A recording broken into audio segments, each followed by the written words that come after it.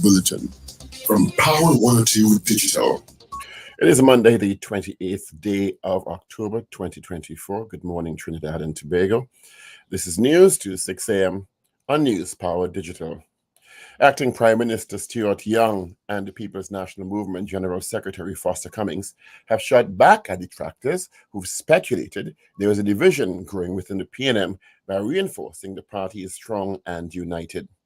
Minister Young, speaking at the party's Diwali celebrations at Dennise House over the weekend, said, quote, "I say here tonight to all the naysayers and all those who've been trying to get involved in the PNS business, you will not succeed because we know what you're about, and we know we're an inclusive party, and we know what our task always is, and our task is to protect Trinidad and Tobago and to develop it."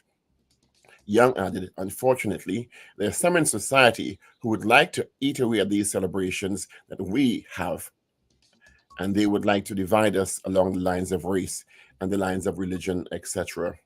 There have been questions over the future leadership of the PNM after leader Prime Minister Dr. Keith Rowley suggested during a recent budget debate he may be close to winding down and bowing out of politics. Young, Foster Cummings, Dr. Emery Brown, and Penelope Beckles are names being raised as potential successors to Dr. Rowley. The United National Congress is questioning why state-owned TTT had a breakdown in transmission on Saturday's live stream of Diwali Naga just before its leader was expected to address the audience.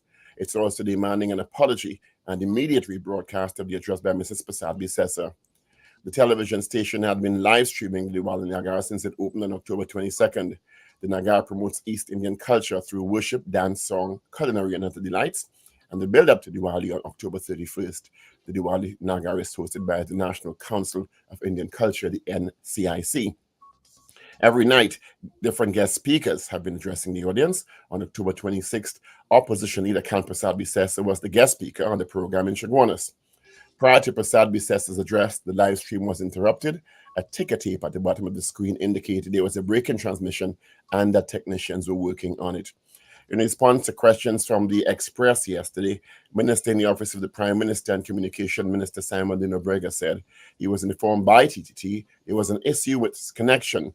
At that time, he noted TTT indicated it in its live feed they were working to address the drop as quickly as possible, and it was rectified and the feed eventually restored. Positive is how Tourism, Culture and Arts Minister Wendell Mitchell says the reports of Carnival and the tourism sector in Tobago had been over the weekend. He said he's impressed by the way the Tobago October Carnival has developed over the years and the high returns it's brought to hoteliers on the island. Mitchell made the remarks while speaking to the media Saturday during the Pan-Trinbago Rhythm, Steel and Powder event in Tobago. Tobago's October Carnival Association President Dexter Sandy is reported as saying the execution of Carnival this year was successful. Meanwhile, Deputy Commissioner of Police Suzette Martin deemed the carnival a safe one. The Trinidad and Tobago Police Service have rescued 2 kidnapped victims. The TTPS also recovered a quantity of stolen alcohol during an anti-crime exercise coordinated in response to a report of a kidnapping and robbery in the Arima district. The victims' IDs were not revealed by the police. They were taken to the Mova Health Center for treatment.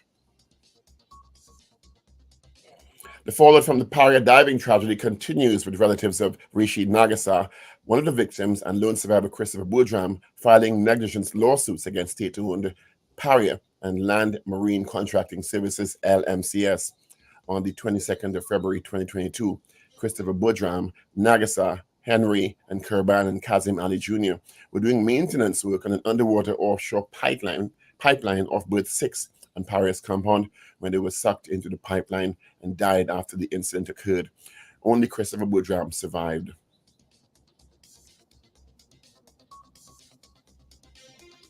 In news of the region, Venezuela has criticized Brazil's decision to veto its admission to the BRICS group of emerging economies.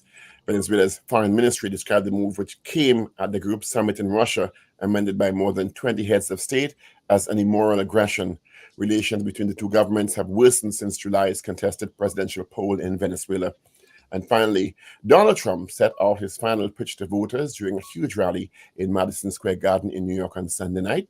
Trump told thousands of his supporters in Madison Square Garden that he would have an America First approach and crack down on immigrants. Meanwhile, Kamala Harris's campaign has attacked a huge Donald Trump rally in New York as dangerously divisive and demeaning.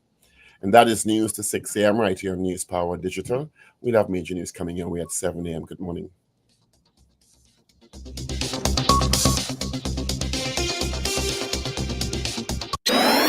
Up to date and credible.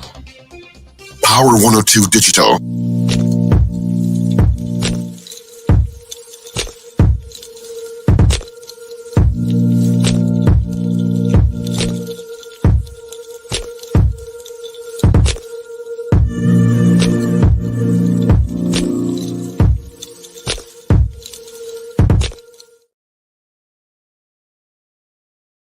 It is 7 minutes after the hour, 6 o'clock on this, the 28th day of October.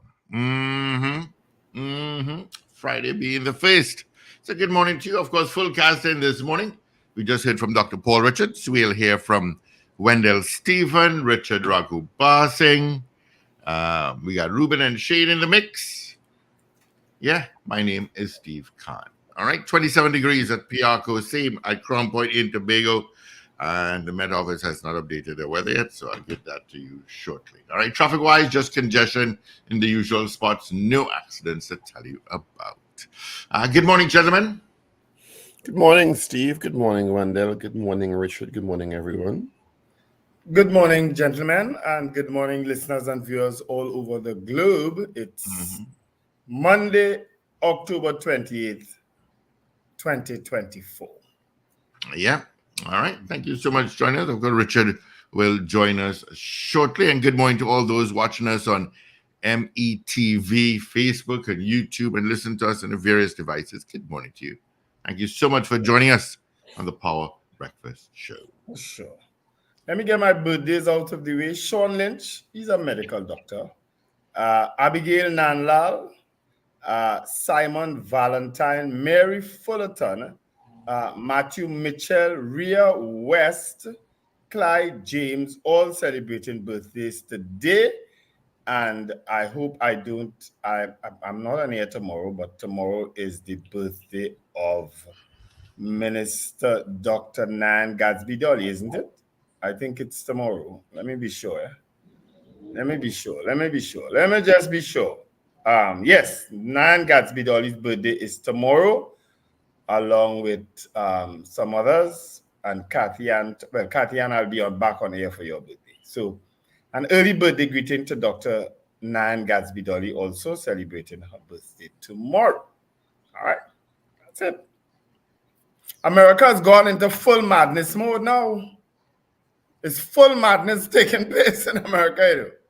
Did you see the address by one of the Republicans at Donald Trump's rally in Madison Square Garden?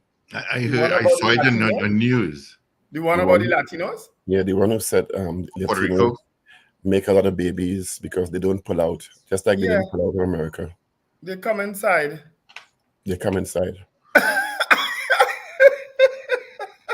I swear.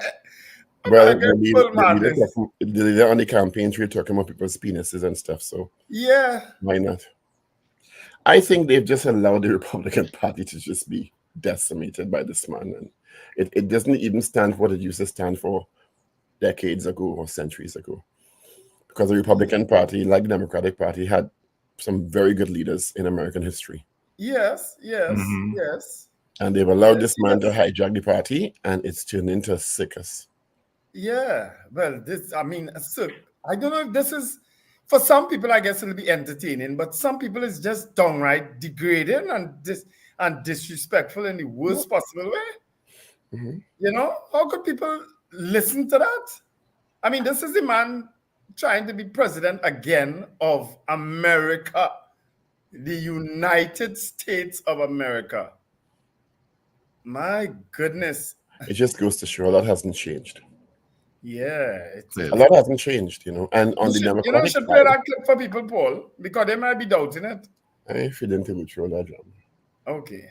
On the Democratic side, I I don't know. I was having conversations over the weekend with some friends, and I'm getting a sense of almost anxiety and desperation on their side because But the polls are so close that I don't think they are extremely confident like they were with Barack Obama about Kamala Harris.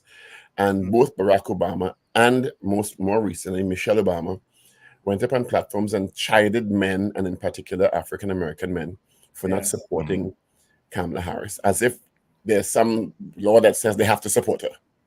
Well, I mean they're basing the campaign on the black support a lot too. Well, yeah, but people don't have, no matter what your ethnicity is, that doesn't necessarily mean that you have to support a particular candidate. No. And they're chiding Michelle Obama said, she's frustrated and she's angry that the support doesn't seem to be there among African American men. Maybe they're just not connecting to her. Yeah, I think what they're disturbed about is the fact that it has actually dropped, and more have gone to Trump. That's what they're. Yeah, but they must understand. If you understand politics and sociology and political science, there must be a reason for that. Yeah. In many cases, I just don't think they're connecting to Kamala Harris. You understand? Mm-hmm. For some reason, I don't know what the reason is. Yeah. It could be in America a gender thing, eh? Mm-hmm. True. Because the same thing happened with Hillary Clinton. Yes. It could be that America is just not ready for a female leader. For a female leader, yes. Because on paper, she's extremely credible, you understand? And so was Hillary. But it could, and the world around the world has had female leaders. India, Australia, the UK had more than one, you understand? And for our first world country, Germany. Yes. Germany Trinidad had and one of the Tobago, most powerful Barbados, leaders. Jamaica. Yes. You understand? But the great America, imagine after all this time, have not had a female leader. Yeah. It's kind of things that make you go, Yep. So you try to tell me over how much 200 and something or 300 years. And I understand the pre-feminist days, but over the last 50 years, not one female in their mind was qualified to lead and be voted into the Oval Office. I think it could be a gender thing. People don't like to say it, but I think it's that. Well, it has to be. What else could it be? There are no different. There's no argument about Trump versus Kamala Harris on people. No, they didn't know who he is, but still, imagine she's struggling. And tell me not like the word struggling, but I would imagine by now. Because look when Barack Obama, and to me that was a greater hurdle to pass. Yeah. A black man named Barack Hussein Obama. Yes. And he won, by leaps and bounds. But then he was male. I think I honestly believe she'll still win it, but her campaign has flattened out. Her campaign has flattened out to be mere responding to the Republicans now. That's what it is. I am not so sure. Yeah, but she has to win, Paul. My God, could you imagine Donald Trump in charge of America? Sure, Paul. Happy birthday to you. I want to start with some good news. I want to start with a bit of good news. A very inspirational video. The video that I saw over the weekend. And congratulations to all the graduates from UE. UE had graduation over the last couple of days. And hundreds and thousands of students, hundreds of students graduated. Congratulations to you all. Hard work, undergrad, diploma, postgrad, masters, PhDs. Congratulations, because it's a lot of hard work and focus. So congrats. But there's this video I saw of a young man, some very really humble beginnings, and had a really tough life. And I want to play the video because very often we play the other videos of young black men who their life circumstances turn them into a negative path. You understand? Yeah. But this young man did not let that happen to him, and he graduated. And I saw some, people are really horrible. He posted this video, and somebody put a comment, you're going like if you graduated first class honors. Well, to him, it's first class honors. And the need somebody put that? Yeah, somebody put that, and they got dragged on social media because they said, Why are you trying to steal the young man's moment? Anyway, let me play the video and you all will see. I think it's so inspirational. My journey throughout university. At the age of 7, while attending the Christus Rex Anglican Boys' School, my life took a dramatic turn. I became a wealthier child of the state, growing up in a low socio-economic community. From primary to Southeast Secondary, I marched on, proving that success isn't always about being the smartest or wealthiest, but about perseverance. Growing up, I had limited access to information about tertiary education. Thankfully, a Form 6 teacher by the name of Miss Jessup ensured I applied for university. She even drove me to the UWI St. Augustine campus to fill out my application. I thank God for her. She was the stepping stone to my academic success. I didn't have the finances to afford university, but as a son of the soil, the government of Trinidad and Tobago GATE program provided the opportunity I needed to pursue my dreams. Now I stand before you as an educator, willing to connect with learners through their unique learning styles, helping them become effective communicators in the world beyond the classroom. I am committed to passing on attributes such as kindness, honesty, love, and empathy so my students can stand out wherever they go. My aim is to be a close role model demonstrating the values of good citizenship and creating an environment where students can develop holistically. My long-term goal is to shape young people into vigilant problem solvers. I'm blessed to say I'm the first in my family to pursue tertiary education. So here stands a man who persevered through it all. From struggles to triumphs, I answered the call. With faith as my anchor, I rise and I stand. A testament to strength, guided by God's hand. Isn't that wonderful? Good move there, Paul. Well done, young man. Which, really, just when I saw this, I said, wow, we have to play this. Yeah, for sure. And more than once. We have to play this. Such an inspirational story. And it just shows where you come from and your circumstances do have to dictate where you end up. And he's living testimony that the excuse that, well, I come from a hard life, so I end up in crime is kind of nonsense. Because kudos to that teacher to, can't remember her name now. Very, very the other good news, so congrats to him, is Tobago Carnival was a huge success. So it was huge success. Congratulations to the teacher and those involved in organizing the third year, and it was very, very well run. No major incidents to report. They paid tribute to Calypso Rose and the late Shadow by renaming streets after them. We had had Calypso competition, Soca Monarch, Kess event sold out. Paria, the band's Juve. I heard it was not almost flawless. From all the videos that I saw and the reports from the TTPS too, Suzette Martin, Deputy Commissioner Suzette Martin, Mr. Oswin Suberu, Assistant Commissioner, and I think Collis Hazel is actually still there because he gave part of the interview. So well done to the TTPS too in ensuring that the carnival was a safe and resounding success. And the organizers, to me, it was thousands went across, primarily young people. They seem to have a ball, no major crimes reported. Yeah. Caribbean Airlines and about going back to the hospital where they have to turn off the music and while you're passing the hospital, maybe have to be resolved. Yeah. But apart from that, I heard it was a really, really excellent rendition. And it's coming to its own. Kudos to Caribbean Airlines and the Port Authority of Trinidad and Tobago putting on extra sailings and flights as well. Yeah. Everything apparently went well. That's good. And the masqueraders, the people who left Trinidad to go over, You know, I would I'm coming, imagine I'm trying to come back right now. they'd be on the way back. Yeah, they'd be on I'm the trying way to come back. back right now on the boat and the airport. Yeah. Good luck. Yeah. So over the weekend, I saw the PNM had the Diwali celebrations at Balize House. They blocked off the road and stuff. Yes.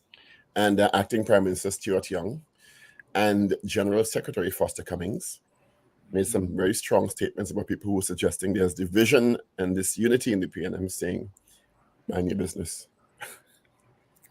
It's the PNM, you know. It's an Mind your business.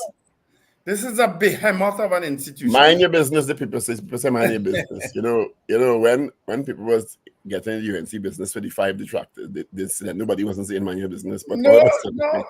Let me tell you something. I tell people as a party member myself, I wait to see what will happen. But as in the media, well, I cool with the bacchanal, you know. Me running from it.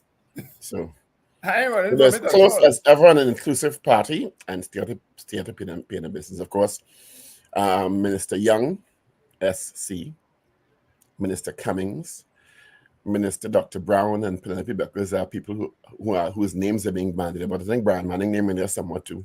Yeah. About And potential Faris future leader. Faris name there too. Don't turn up your eye. I didn't turn up my eye. Something went in my eye. Something flew in my eye. Sorry, just now. A bumblebee thing in the eye. 1 second just now. Let me just All right, sorry about that. So bad coincidence. His name is there also. Oh, Name is there? Okay. You're doing a TTT. The only person whose name is there and who is not a sitting MP is Dr. Amy Brown. He would have to run for a seat. Yes. But you never know if the Prime Minister decides to step down, there'll be a seat open. The And Prime Minister. whomsoever the Prime Minister endorses, so that seat will more than likely win. Yeah. I think Dr. Brown an MP in one of those Diego Martin seats already. He was Diego Martin Central MP. And that is now Minister Denobrega. Simon Denobrega. Right. So either way, that or Dr. Rowley's seat, he could win quite easily. Yeah, easily. But he'd need to run for a seat and win to be. But the Prime Minister must sit in the lower house. Yeah. But that's if he has that desire. You know, I'm not sure if he still has. Who has entered politics and that kind of politics and not have electoral politics and not have the desire? But remember, for all intent and purposes, Dr. Brown was done and dusted. He was done and dusted, and Dr. Rowley brought him back put him as an ambassador somewhere. Was it Brazil? You could see the same thing for Mrs. Beckers Robinson. Where was he? True. And they both came back very resoundingly. Right. No, but she came back and went into a seat. Yeah. But he didn't, you know. Mm-hmm. He has remained on the outside, you know. So we'll see. Good morning, TTT. Whoever puts sticks in their coat, I'm going to be right there with them. Good morning, TTT. TTT in some hot water this morning. Why? Mm-hmm. Well, they were live streaming and broadcasting Diwali Nagar since it started. Yeah, every day. By the most astounding coincidence, the broadcast had an interruption just before Mrs. Prasad Bisesa was due to address the audience. Is that so? And they came back right after Mrs. Prasad Bisesa ended her. As soon as she finished, it came back on. Mm-hmm. Things to make you go. I know that. I'm going to tell you something about TTT. Eh? I work there. The day, and you see technicians, no matter you could be manager, CEO, whatever. When them feel to work the back and others work it, I will never forget. Really? In 2015, when Dr. Rowley had just become Prime Minister for the first time, right? Mm-hmm. I was the consultant program manager. And they were broadcasting, ran all the checks, had a double link, because sometimes because you can't get easier for a broadcast, because television broadcast is line of sight, right?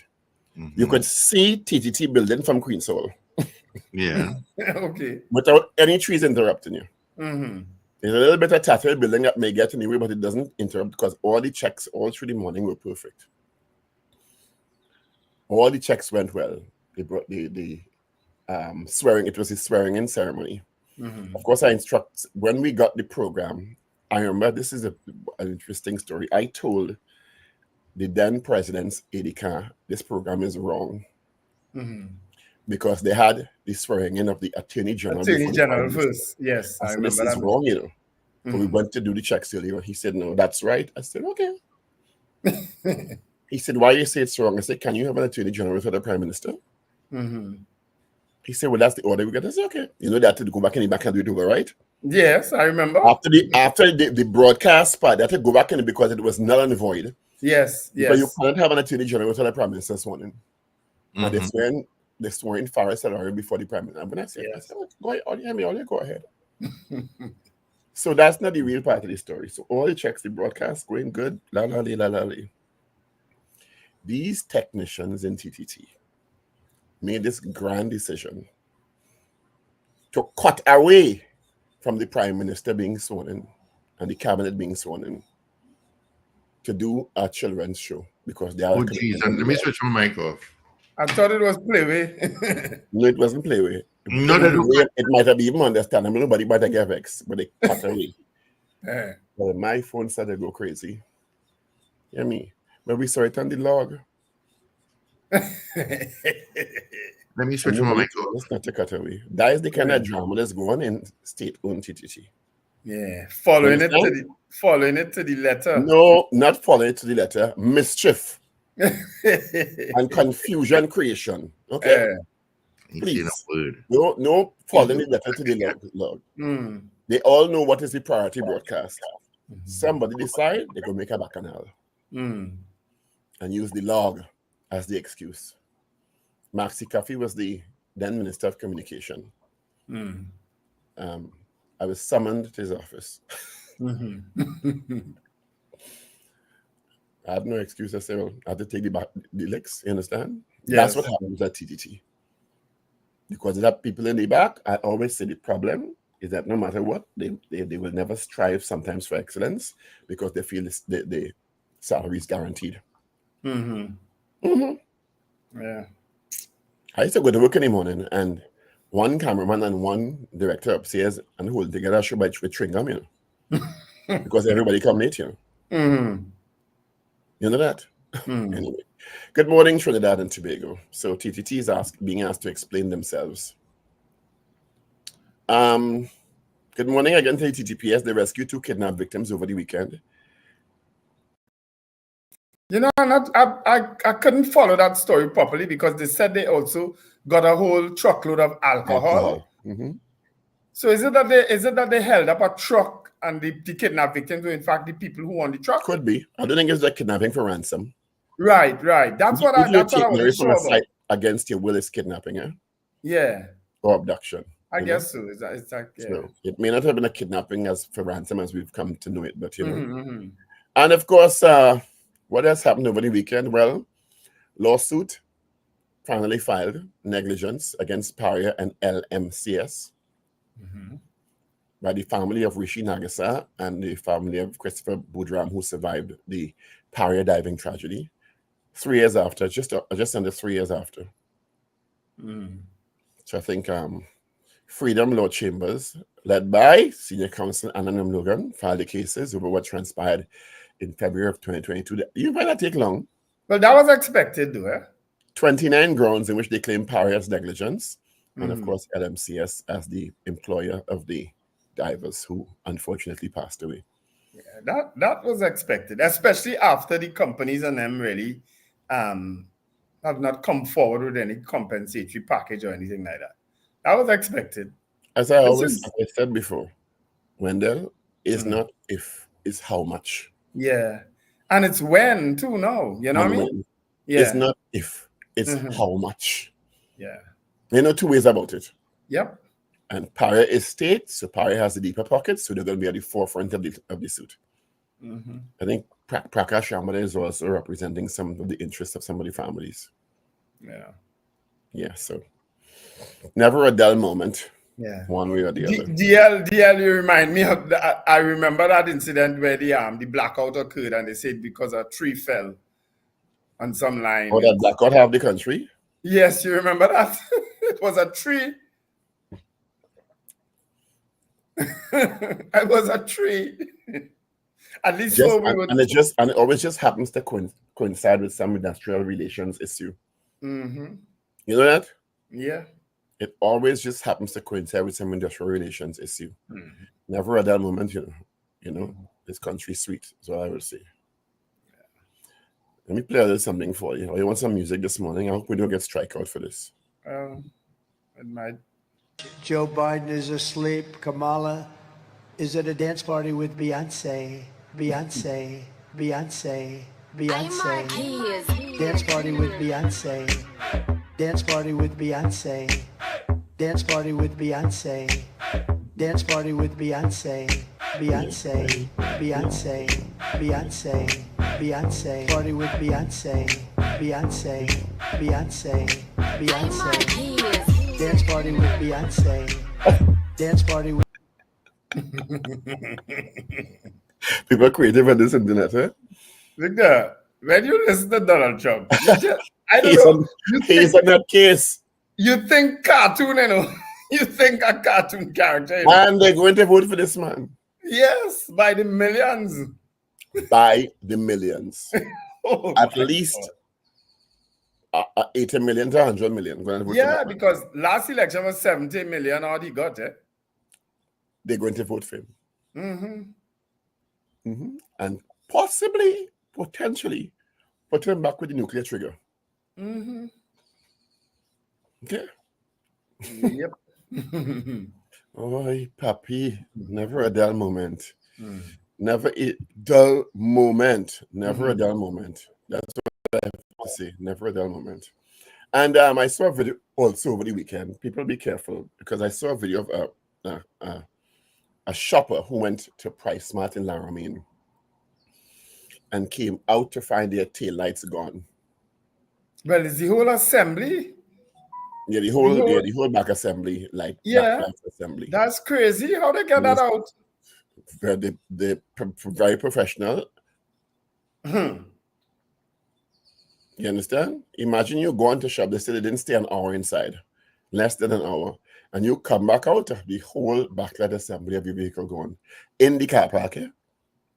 Oh, Foster come in Sunday for me. Oh, inviting me to a Thanksgiving service. All right. Yeah, I forget you're a big strategist here. No, well, I tell you, there's a particular You're a time. big campaign strategist. Let me tell you something. There's a particular time I get responses from everybody, including Dr. Rowley, responded to me over the weekend. I ain't hear from him for so long. There's a particular time I get everybody to respond to me. Just Dr. Rowley respond to you? yeah, I was shocked. And from Samoa? I'm all the way in Samoa. Same as well, I don't know what's the time difference. Yeah, hear this piece of comedy this morning, sent to me by my colleague, Hazel Thompson. Hazel is really funny. Eh? Dexter was asked to go and buy things from the shop. Due to Dexter's path illiteracy, his mother gave him a list to help him buy stuff at the shop accurately. The list included milk, $5, salt, $2.50, oil, $7, fish, $10, total $24.50. Dexter left the house around 10 a.m. and at 3 p.m. he was not yet back from the shops. His mother was so worried. She called Dexter on the phone. Mother, hi Dexter, what's holding you up? You've stayed too long. What happened? Dexter replied, I bought the milk, salt, oil, and fish, but I'm still looking for total. Open the phone fast. The other issue, of course, I saw the issue of Good morning, Hazel. Hazel, Mr. conference is coming up Jindal. soon. Mr. Jindal, the man who headed the company that was interested in the Petroleum refinery and who was so excoriated in the parliament by Wade Mark and Mrs. Prasad Bisasa. Repeat that word, excoriated. Yes. Excoriated. Yeah, the Prime Minister posted on his Facebook page over the weekend. This is what excoriated means. I don't know. He posted on his Facebook page over the weekend about Mr. Jindal and his company being featured in an article as presented by Baroness Scotland, while she was sitting at the table with King Charles and other leaders. Really censored or criticized. Mm-hmm. But you think I using a wrong word? Or? No, I just wanted for my own my own education. I know the word, but I just wanted to make sure I know the word is correct. Yeah. So, and I see the Express had a problem with Dr. Rowley putting that on his Facebook page. I said, I just stoops. Didn't you see the Express editorial yesterday? Read it. No, I didn't. Why don't you always realize, right, that people, and I understand the importance of editorials, but you know what an editorial is, right? You know what it is? The editor's note? I don't know. Somebody's opinion. Well, I would imagine it is. An editorial is an opinion that is supposed to carry the view of the particular media house. I would think so. It's just an opinion. All it is an opinion. But I gather sometimes it's not the media house view they carry, it's their own view. Well, the person in the media house view that is represented by the media house who decided to put it in the editorial page. It's always somebody. It's not a robot doing the editorial. It's somebody sitting and type it, so it's their view. True. People it's just somebody's opinion. That's all an editorial is. Yeah. You open the phone, Steve. Yeah, so let's do it. Let's open up our lines, our telephone lines, 222-8255, toll-free North Americans, 866. Yes, you're not giving editorial gospel, you know. Well, it used to be, it used to be looked upon with a level of how I should put it. Depending on the media house, yes. Yeah, at some point in time, but now you can tell it's politics at play sometimes. And what media house is absent of some level of politics? Name one. None, actually. Around the world. Name one. None. BBC, name one. CNN, ABC, MSN, name one. The Power Breakfast Show. Let's stop. Let's stop. Open the phone, please. Yeah, the lines are open. You can call us now. At 7:08. Guess who the guest will be this morning? Steve walking. Yeah, he just messaged me. It'll be a little bit after 15:15. Jack Warner will be our guest this morning. I spoke to him in length on Friday, and he's agreed. So we will chat with him this morning. See what's going on. Beyonce. Yeah, what was that Beyonce clip about? I missed it. I was in the next room. Beyonce spoke at Kamala Harris's rally in Texas over the weekend. She spoke well, though, eh? She read well. Well, you know what I mean. You know what you said. She read well. But so you're saying it's not her words? 639 222 talk. Beyonce being controlled, you said? I never said that. I said she read very well. A lot of passion in her reading. 8 days again. 8 days for that madness to be completed. And then we go into our level of madness too, because we going into our own level of madness. Our level of madness started a while ago. Okay. Yeah. Our level of madness started a while ago. It won't get worse. Good morning, Lincoln. Call and congratulate TTPS for Tobago. Lincoln, good morning. Lincoln, going once. Police rescued 2 kidnappers. Tobago Carnival was safe. Have they released that guy yet? No, unfortunately. The young Ramnarine businessman, no, unfortunately. It doesn't look very encouraging. Oh, good news. WPC Kiana Mahabir continues to improve. Oh, that is great news. Yeah, she continues to show improvements. So that is wonderful news. It's a long road, but it's a long road ahead, but that's really great news I got over the weekend. Yeah, that is really some good news. Yeah, because she has gone through quite a bit of trauma there. Yeah, boy. Ugh. No phones, no calls, Steve. You can't be no calls by now. Yeah. You know what? I find it very strange. Let me show your phone working. Let's see. Come Wendell, think of a short poll this Monday.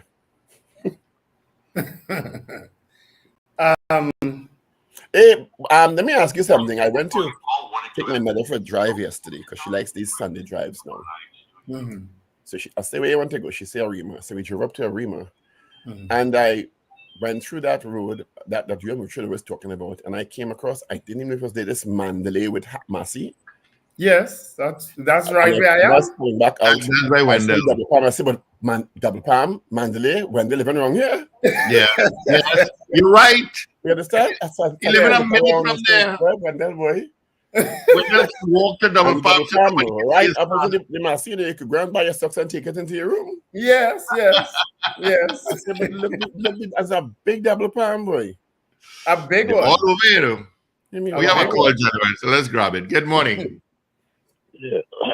Morning, Wendell, Steve, Richard Ragoobarsingh, and Good Paul. morning, Mr. Patrick. Morning, Mr. Patrick. You know, when you watch the American election and you watch Trinidad and Tobago election, it's the same thing.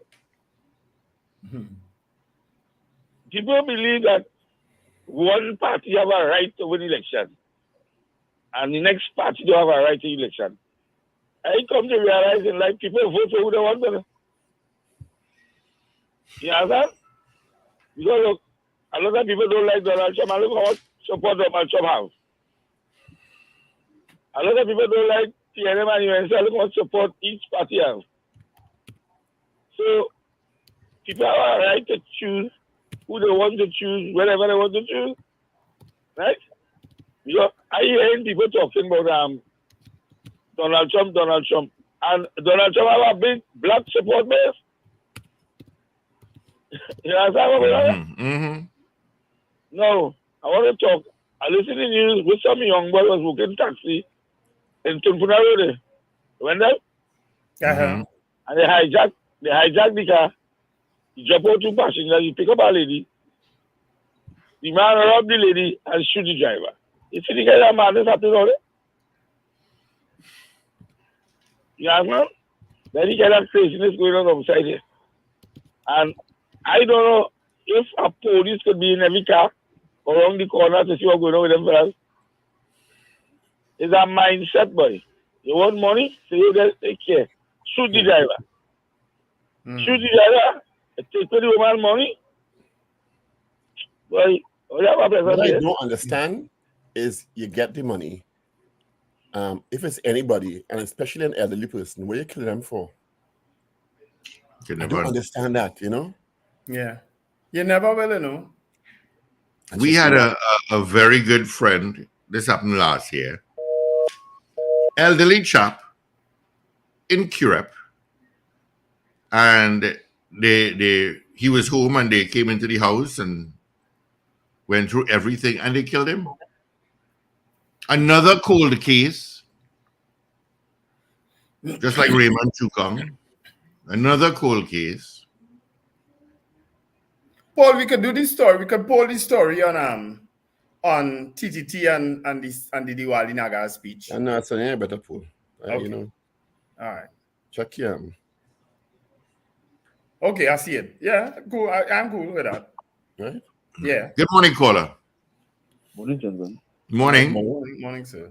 I think I subject myself to actually believing that the crime situation it becomes so out of hand, and that has been because of years of activity that allowed it to reach the stage that it is right now, due to policies and whatever the case may be.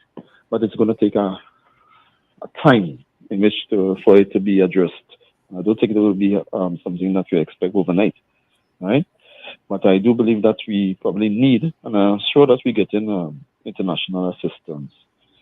But something that I believe that the Prime Minister had mentioned, either the beginning of this year or last year, in terms of the cooperation with the United States, when they had the officials visited here for the conference.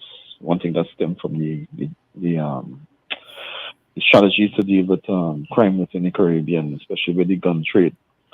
And they were looking at creating this unit within the service. They're looking at the integrity of officers.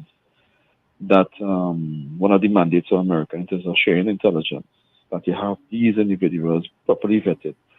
I haven't heard anyone follow up on that aspect. And I think that should be a good move, because one of the things that you need to do is to adjust the management of personnel within the institution that deals in terms of addressing crime itself.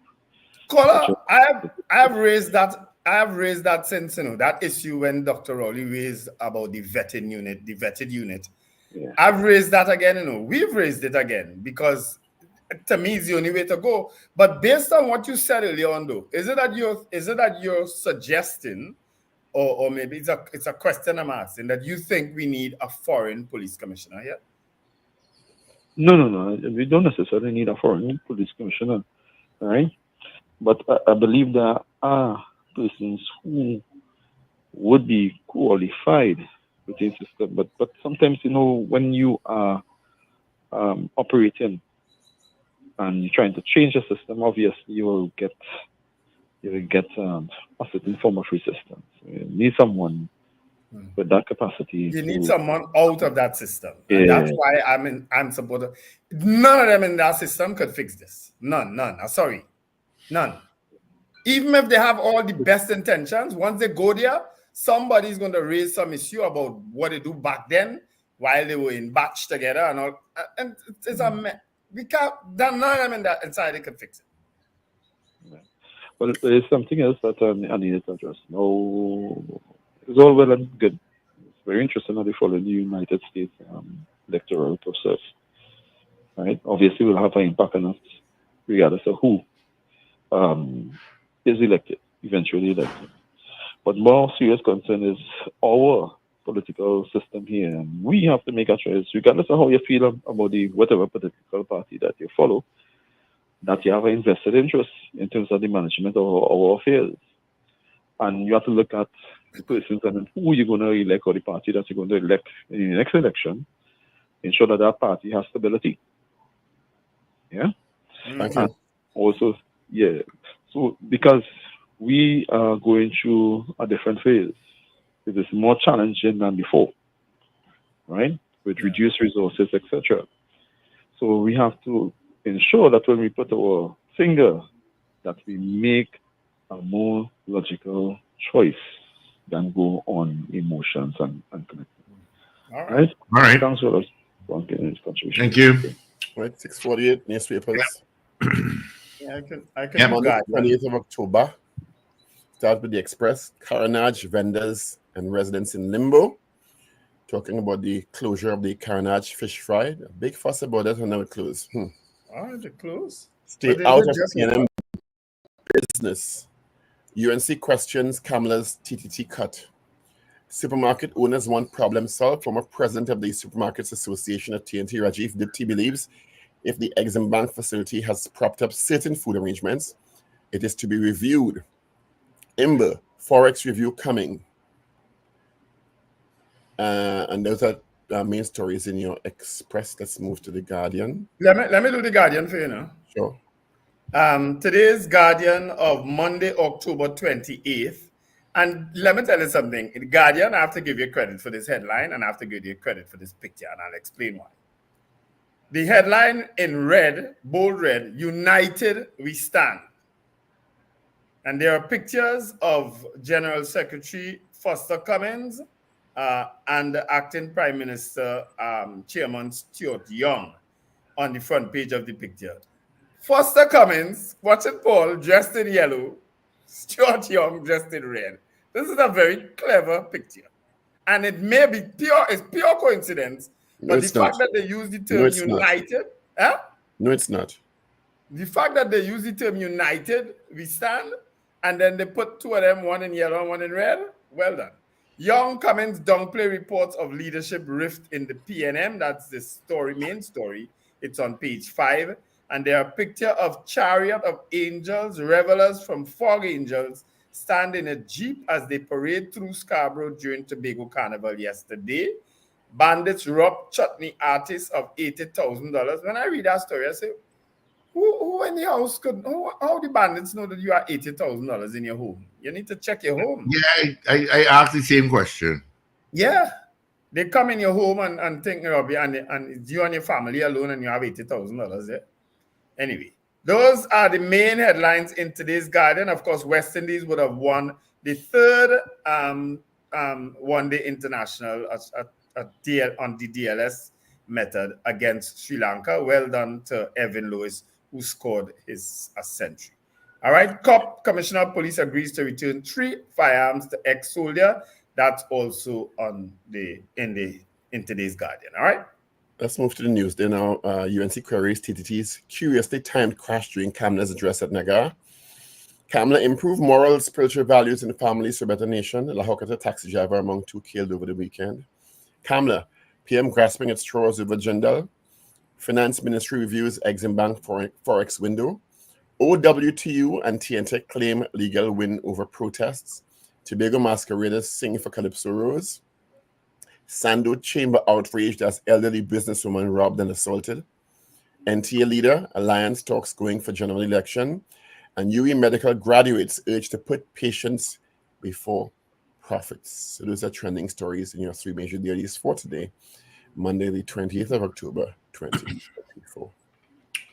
All righty. Well, let's get the results of our morning poll. Where on Friday we asked you, do you expect the UNC to welcome back Jack Warner, Vasant Bharat, and Dr. Fuad Khan to contest seats for the 2025 general elections? The results are in.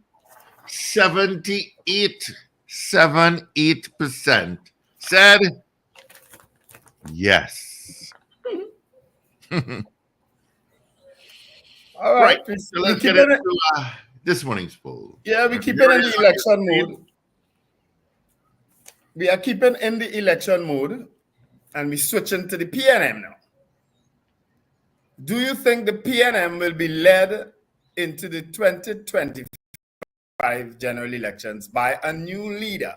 Do you think the PNM will have a new leader for 2025 general elections? Yes or no? That's our question this morning.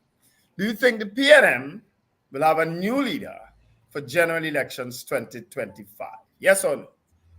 All right. That's our poll question for this morning. You know what to do. Yes or no. We'd love to know where you message or calling us from via YouTube, Facebook, on WhatsApp at 3181021. Do you think the People's National Movement would be led into the 2025 general elections by a new leader?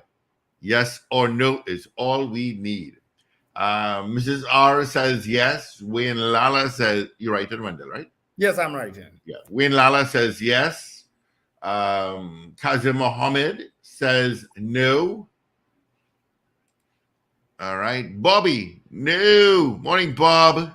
Captain Ron says yes. Alistair Hart says yes. All right. Again, our morning poll. Do you think the PNM will be led into the 2025 general elections by a new leader? What says you, caller? I say yes, Mr. Comment. Yes, thank you. Good morning. Good morning, caller. Good morning. I said no due to the fact that the internal election was cancelled. So I don't know how we are going with a new leader when the election was cancelled. But the election wasn't about that. Internal election had nothing to do with leadership. Good morning, caller. Elections that was cancelled had nothing to do with a new leader. Good morning. Good morning, gentlemen. Sandy Grandi. I'm preparing to enjoy my birthday today. My answer is no. Well, happy birthday to you. Happy birthday. All the best to you. Have a great day. Thank you. All righty. I didn't know you were October born, Mr. Gomes. Happy birthday. Well, you're October on the wrong side. That's all right. Let's see. Alistair Hart, Cole Finch says no. Dwayne Sylvester says no. Julia S. Batiste says yes. Lester Crigwell says no. David Wares, oh yes. I'm on the Digger Mountain Highway. Wee! Watch me go by. Is that his answer to the poll? Yes or yes? Yes. Okay. DL, no. Marissa Spa and Salon. Okay, beauty fix. Morning, Marissa. Yeah. And Where's your spa and salon? in Good morning. Chaguanas. Is it? My toes on my face looks divine this morning. Jess Archer Kennedy says yes. Pearl Corder says yes. Rena Boodoo Jennings out in Pity Valley says no. Oh, it's in Chigagonas. Okay. Let's check out WhatsApp. Let's see. Black Pearl. Good morning to you, Black Pearl. Says yes. Strong says no. Let's see. Good morning, Anthony in Toronto. David Nelson, good morning. Big E in Virginia, good morning. Let's see. Marissa, maybe I will. Rico Mayers says no.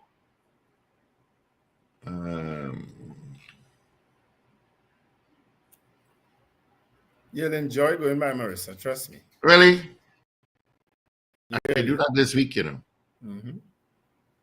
Once they're parking. Plenty parking. Oh, lovely. All right. Do you think the PNM will be led into the 2025 general elections by a new leader? Yes or no? All right. Vote. Tell us.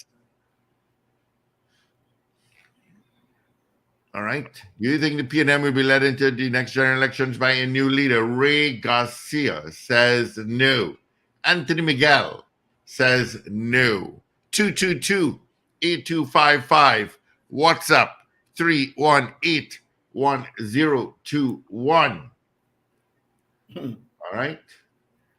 Of course, North Americans, toll free. Your clock, your daylight saving time, is it starts or end? I'm not sure. Happens this weekend, this Sunday morning. It should be changing, huh? Yeah, it's going back to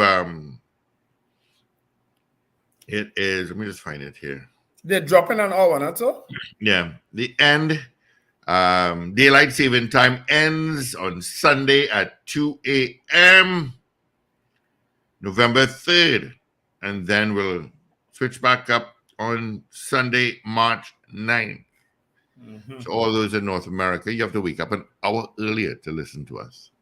All right. Let's see. Plenty parking. All right, Marissa. Cynthia Aaron says yes. Beauty Fix by Marissa says I highly doubt.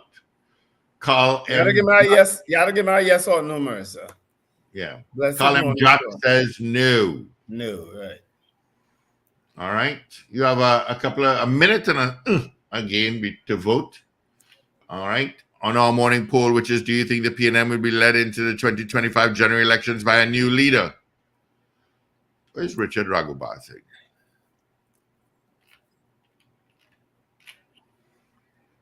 Probably with all his wives. Lorna. Yeah. Lorna. You went to that, Wendell? Of course. I filmed that. And the rest of the morning show was not invited. We have to query that. Lorna, Indy, Carly, morning. The big no. Grover said, where are you? You Guevara says yes. Ingrid Adams from Brooklyn says yes. Oneid Timothy says no. Aronde.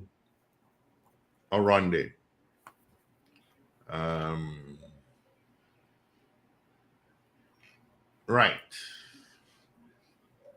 This is an extremely close poll. Is it? Okay. Because Evie is going to walk in less than a minute. In fact, she should my polls had that effect. Clearly. Oh, boy. Evie, save me. Where's Evie when you need her? Where's Evie? Everybody send Evie. I don't like it how you're doing. There's no in between. Okay. Slick Money Grip says no. Cheryl Henry says no. All right, let's get into our 7 o'clock major news. Evie is in. This is your news bulletin from Power 102 Digital. Acting Prime Minister Stuart Young and PNM's General Secretary Foster Cummings says no division in the party The UNC questioned state-owned TTT's breakdown during Kamala Prasad Basasa's address at the Diwali Nagar on Saturday. Tourism Minister says Tobago Carnival was a success, and the fallout from the Paria diving tragedy continues, with the relatives of Rishi Nagasar filing a negligence lawsuit. Details in a moment. This is news to 7 o'clock on Power 102 Digital. I'm Avril Sintil-Bab. Good morning. Acting Prime Minister Stuart Young and People's National Movement's General Secretary Foster Cummings have shot back at detractors who have speculated that there is division within the PNM by reinforcing that the party is strong and united. Minister Young, speaking at the party's Diwali celebrations at Balize House, Port of Spain on Saturday, said that the party's task is and has always been to protect Trinidad and Tobago and to develop it. Young added, unfortunately, there are some in society who would like to eat away at these celebrations that they have, and they would like to divide them on the lines of race, on the lines of religion, etc. There have been questions about the future leadership of the PNM after leader and Prime Minister Dr. Keith Rowley suggested during the recent budget debate that he may be close to bowing out of politics. Young, Foster Cummings, Amory Brown, and Penelope Beckles are names raised as potential successors to Dr. Rowley.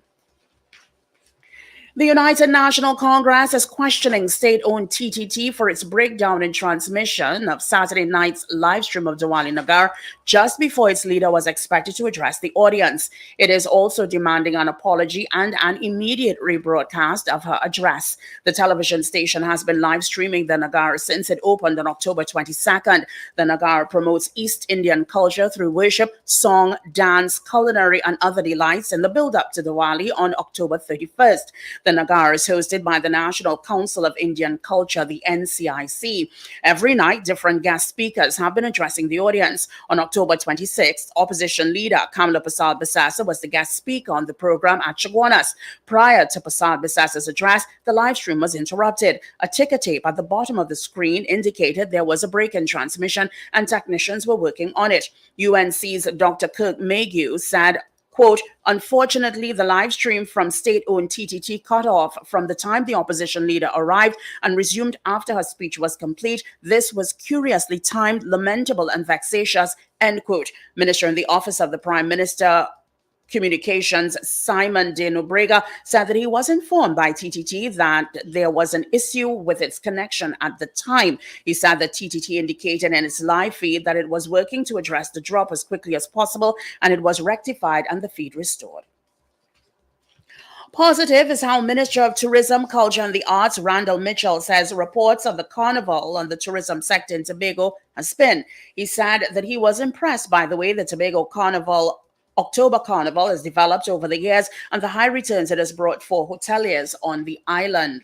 Mitchell made the remarks while speaking to the media on Saturday during the Pan Trinbago Rhythm, Steel and Powder event. Tobago October Carnival Association President Dexter Sandy is reported as saying that the execution of the carnival was successful. Meanwhile, Deputy Commissioner of Police Suzette Martin deemed the carnival a safe one. The Trinidad and Tobago Police Service has rescued 2 kidnapping victims. The TTP has also recovered a quantity of stolen alcohol during an anti-crime exercise coordinated in response to a report of kidnapping and robbery in the Arima district. The victims' identities were not revealed by the police. They were taken to the Mova Health Center for treatment. The operation, spearheaded by Senior Superintendent Acting Edwards, was conducted between 1 and 6 p.m. and included officers of the Mova Criminal Investigations Department and the NEDTF. Acting on information received, officers proceeded to the Mova district where they discovered a white Mitsubishi 10-ton delivery truck parked along Coco Road, Monrepo. The truck was reportedly stolen during a report of kidnapping and robbery which occurred earlier in the day. Checks revealed that the truck contained several cases of alcohol. A search of the nearby structure also resulted in the discovery of several more cases of alcohol. In total, 550 cases of alcohol were handed over to their owners. Further investigations and information received resulted in officers proceeding to Carpenter Hill, where they found a black Honda City motor vehicle parked along the roadway. A check of the vehicle resulted in officers finding and rescuing 2 male victims who were bound with tie straps. They were reportedly with the truck when they were abducted and the goods stolen. You are listening to news on Power 102 Digital to 7 o'clock. The fallout from the Paria diving tragedy continues, with the relatives of Rishi Nagasar, one of the victims, and lone survivor Christopher Budram, filing negligence lawsuits against the state-owned energy company and their former employer, Paria and Land Marine Contracting Services Limited, LMCS.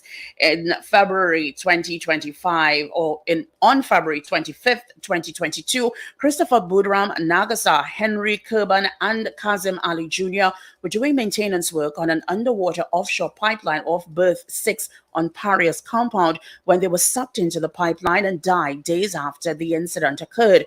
Only Christopher Budram survived. Now, lawyers for survivor Christopher Budram and relatives of Rishi Nagasar have filed negligence lawsuits against the state-owned energy company and their former employer, Paria and Land and Marine Contracting Services Limited.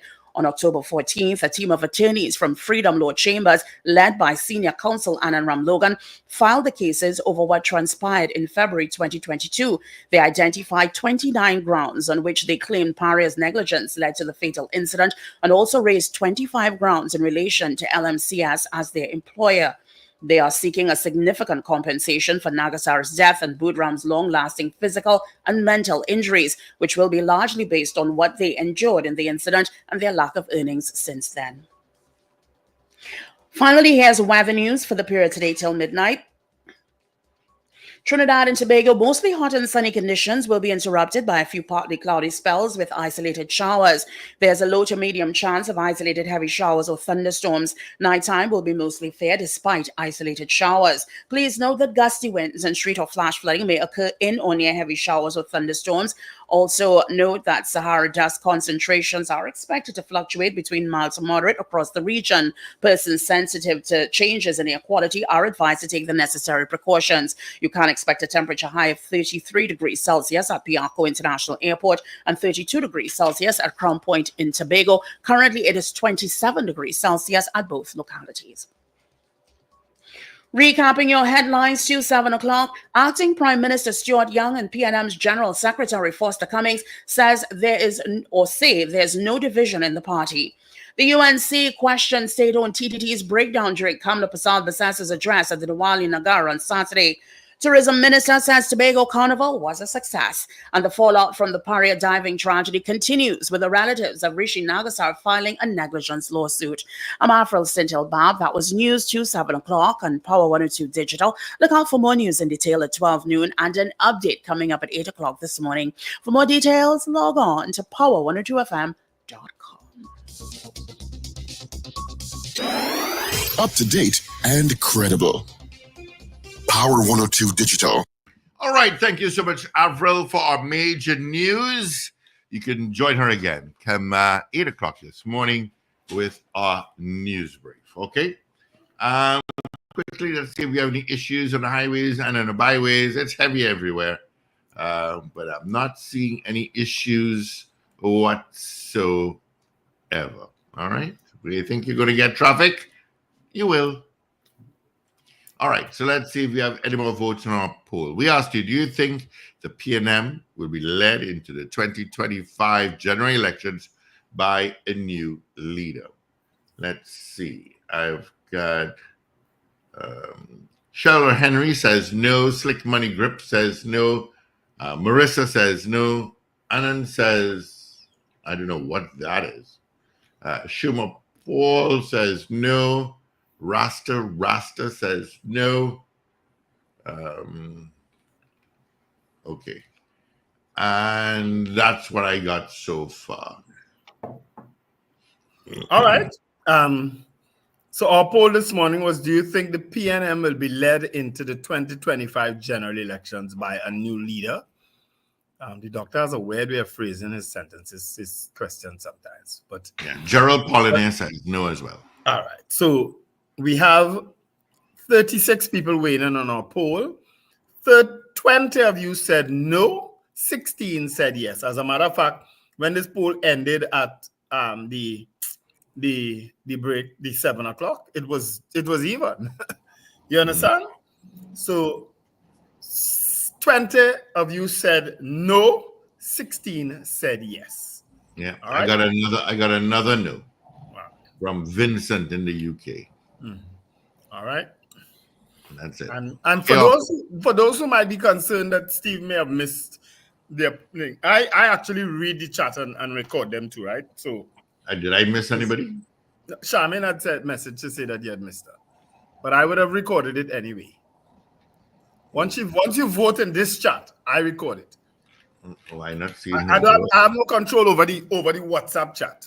That's strictly Steve, right? But and trust me, they know that. Oh yeah, Miss CJ. Sorry, CJ. Yeah. All right. Of course, our poll is going to stay up on our mobile app, which you should have by now, and our website at power102fm.com until tomorrow morning when we give you the final results. Mr. Warner will join us at 7:30 this morning. All right. I'm eating one awful hops bread here from Marcia. My God. Marcia said, forget about making hops. I like a gaffur hops. You're eating buns? It's a hops. I don't know what it is. It's breaking up all over the place. Maybe it's a bun. Maybe it's a crusty bun. I don't know what it is. They're calling it hops, though. You don't know what you buy? I buy a bag of hops.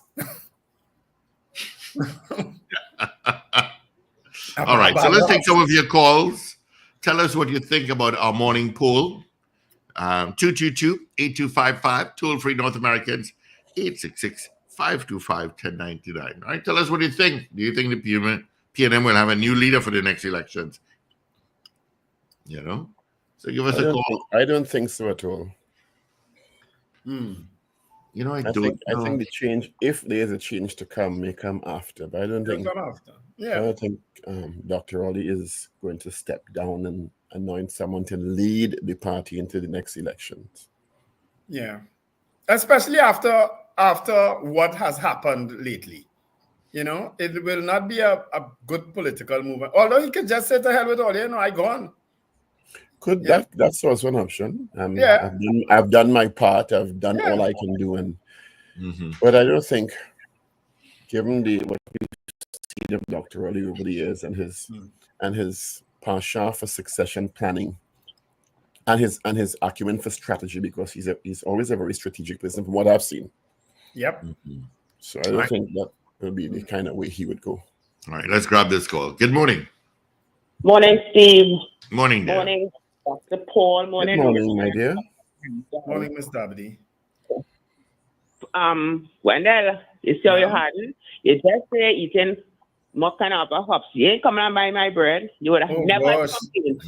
Your sweet bread is the best.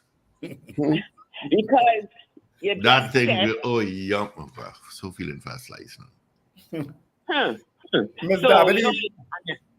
Yes. Send me the directions again now. I know it's in Lisla Florisanda.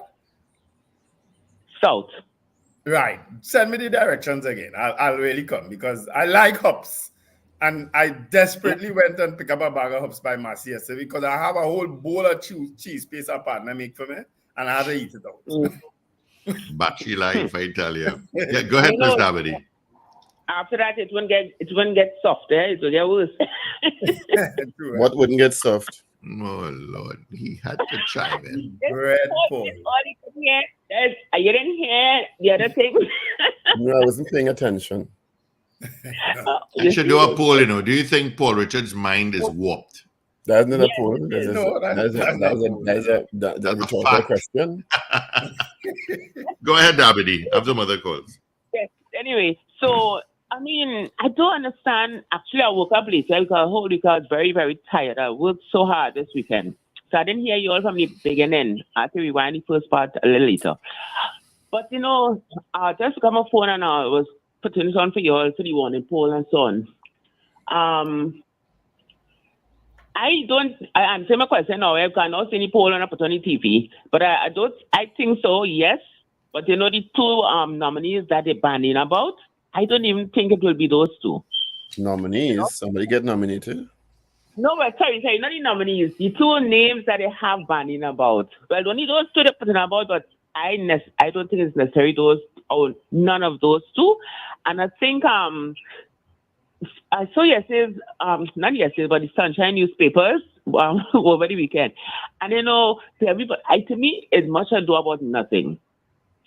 Because those two gentlemen's name will not be the leader of the PNM. Well, I'm not a member of the PNM, I know, but I know they will not. And Wendell, and anyway, that's all I'm going to say. I'm feeling very hungry now. You all have a good morning. Yeah, thanks for rubbing that in. People reminded me of what was obviously the best hops bread in Trinidad and Tobago, Toco Peak hops in St. James, right next to Miami, Tila bread. Mm-hmm. That was the best hops bread in the entire Trinidad and Tobago. Good morning, caller. Yeah, good morning again. Morning, Mr. Patrick. This matter about succession and leadership role. Trinidad and Tobago, the both political parties do not have a clear leader in case the leader, something happens to the leader. And sometimes they just ask themselves why. Why that? They have deputy leaders, Mr. Patrick, both parties. Yeah, but if something was happening to the leader right now, any one of us in Trinidad could point the hand and say, well, that one going on lead? Well, being a designated a designated leader like United States have a vice president and a president. We have a prime minister. Yes. So we have one that are acting prime ministers just come along the road sometimes. Right? Do we have a clear mandate of, all right, if something happens to Mr. Dr. Rowley or Kamala Bissessa, who will be the leader?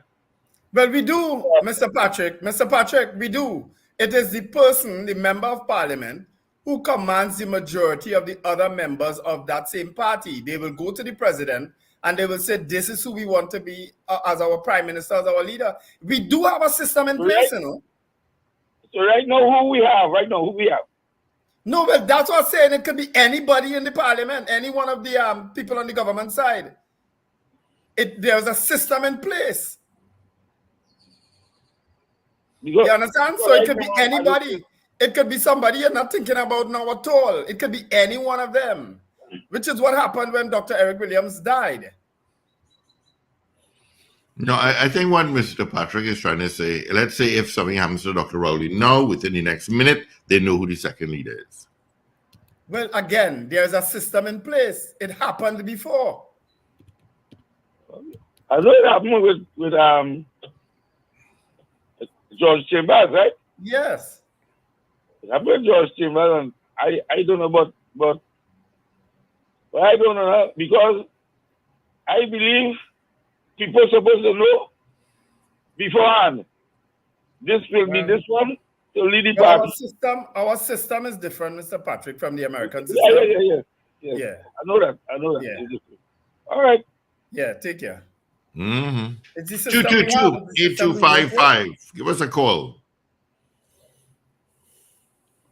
When Mr. Manning had stepped aside, although that was a very contentious stepping aside, Dr. Rowley had to have gotten the support of the majority of people at the time to be opposition leader. The people in opposition, he would have had to get that majority. You understand?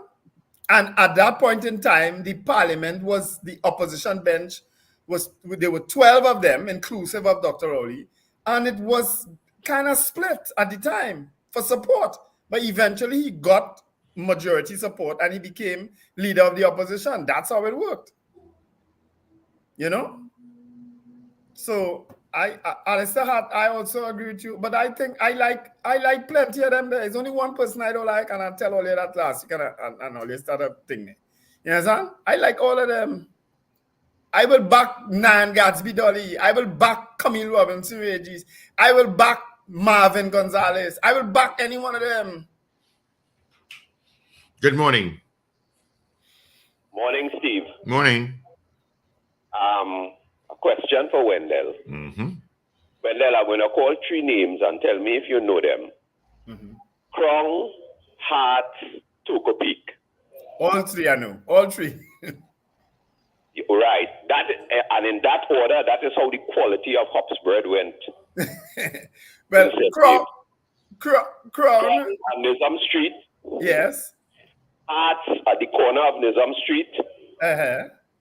And took a peek down by you. And you mean, there's one you're missing. You know which one you're missing? Right around the corner on Lockport Street. Quen's. Who? Quen's, a Chinese bakery. Yeah, but Quen's. I am talking about the quality of hops bread. No, I'm talking about quality of hops bread and bread. Quen's used to do a tennis loaf. Tennis ball. Yes. A tennis ball. Yes. It was divine. It was like eating milk. Yes, you're correct. Asking you a question. The hops bread you use today, you eat today, when you squeeze it, does it crack? You should have seen how I had to eat the hops just now. I had to be picking up pieces of it. It wasn't cracking. It was, I don't know what it was. I didn't even want to talk about the hops bread I just eat, no? Because the things they call in hops bread now, when I see people eating it, when it's squeezed, I just only hear air coming out. You know, it doesn't crack on hops bread as I know it's supposed to crack.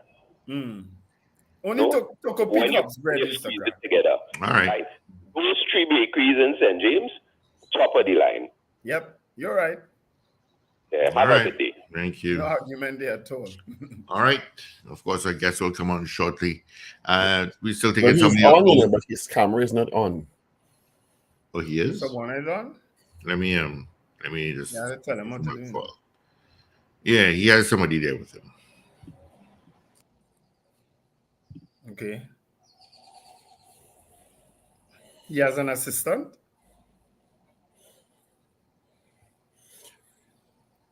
He has an aide, is that what you're saying? Someone was setting up the system for him a short while ago. Okay. Jack Warner, anyway, we'll find out his real age when we speak with him. But going back to the leadership issues and so on, we have a system in place, you know, people. I don't know why people making a big deal of it. There's a system in place in terms of the party, and there's a system in place in terms of the country. Yeah. All right. So we do have Mr. Jack Warner on our stream. And let's say good morning to you, Mr. Warner. How are you? Not too bad, Steve. I'm all right. Good morning, Mr. Warner. How are you this morning? Good to see you. Looking at the pink of health. I thank God every morning for my health. I am in the pink of health. You are quite correct to say that. But Mr. Warner, I saw you like 2 years ago and you're looking better than 2 years ago. What are you doing? I'll tell you off the camera. If it's the same thing I'm doing. It's not PG worthy. It's not the same. But if it's the same thing you're doing, then I'm doing it better. I feel you're doing it better than me. Yeah. Mr. Warner, thank you for joining us this morning. Let's ask him a question. It's a poll question this morning. What's your answer to that kind of poll question? No, I really don't care. To be honest with you, I really don't care. New leader, old leader, to me it makes no difference. I'm not excited by that poll at all. Are you excited about a new leader in the UNC? Neither. I don't see the UNC getting any new leader at this point in time. Mm-hmm. So recently, we saw through a newspaper report that you are willing to come back into active politics. First of all, is the IRP still active, Mr. Warner? Yes, one minute. I'll pick up this. They started calling. That is not me calling. Yes. What are you Mr. asking? Warner, you still have that Richie Spice ringtone when you remember when you brought him in the country?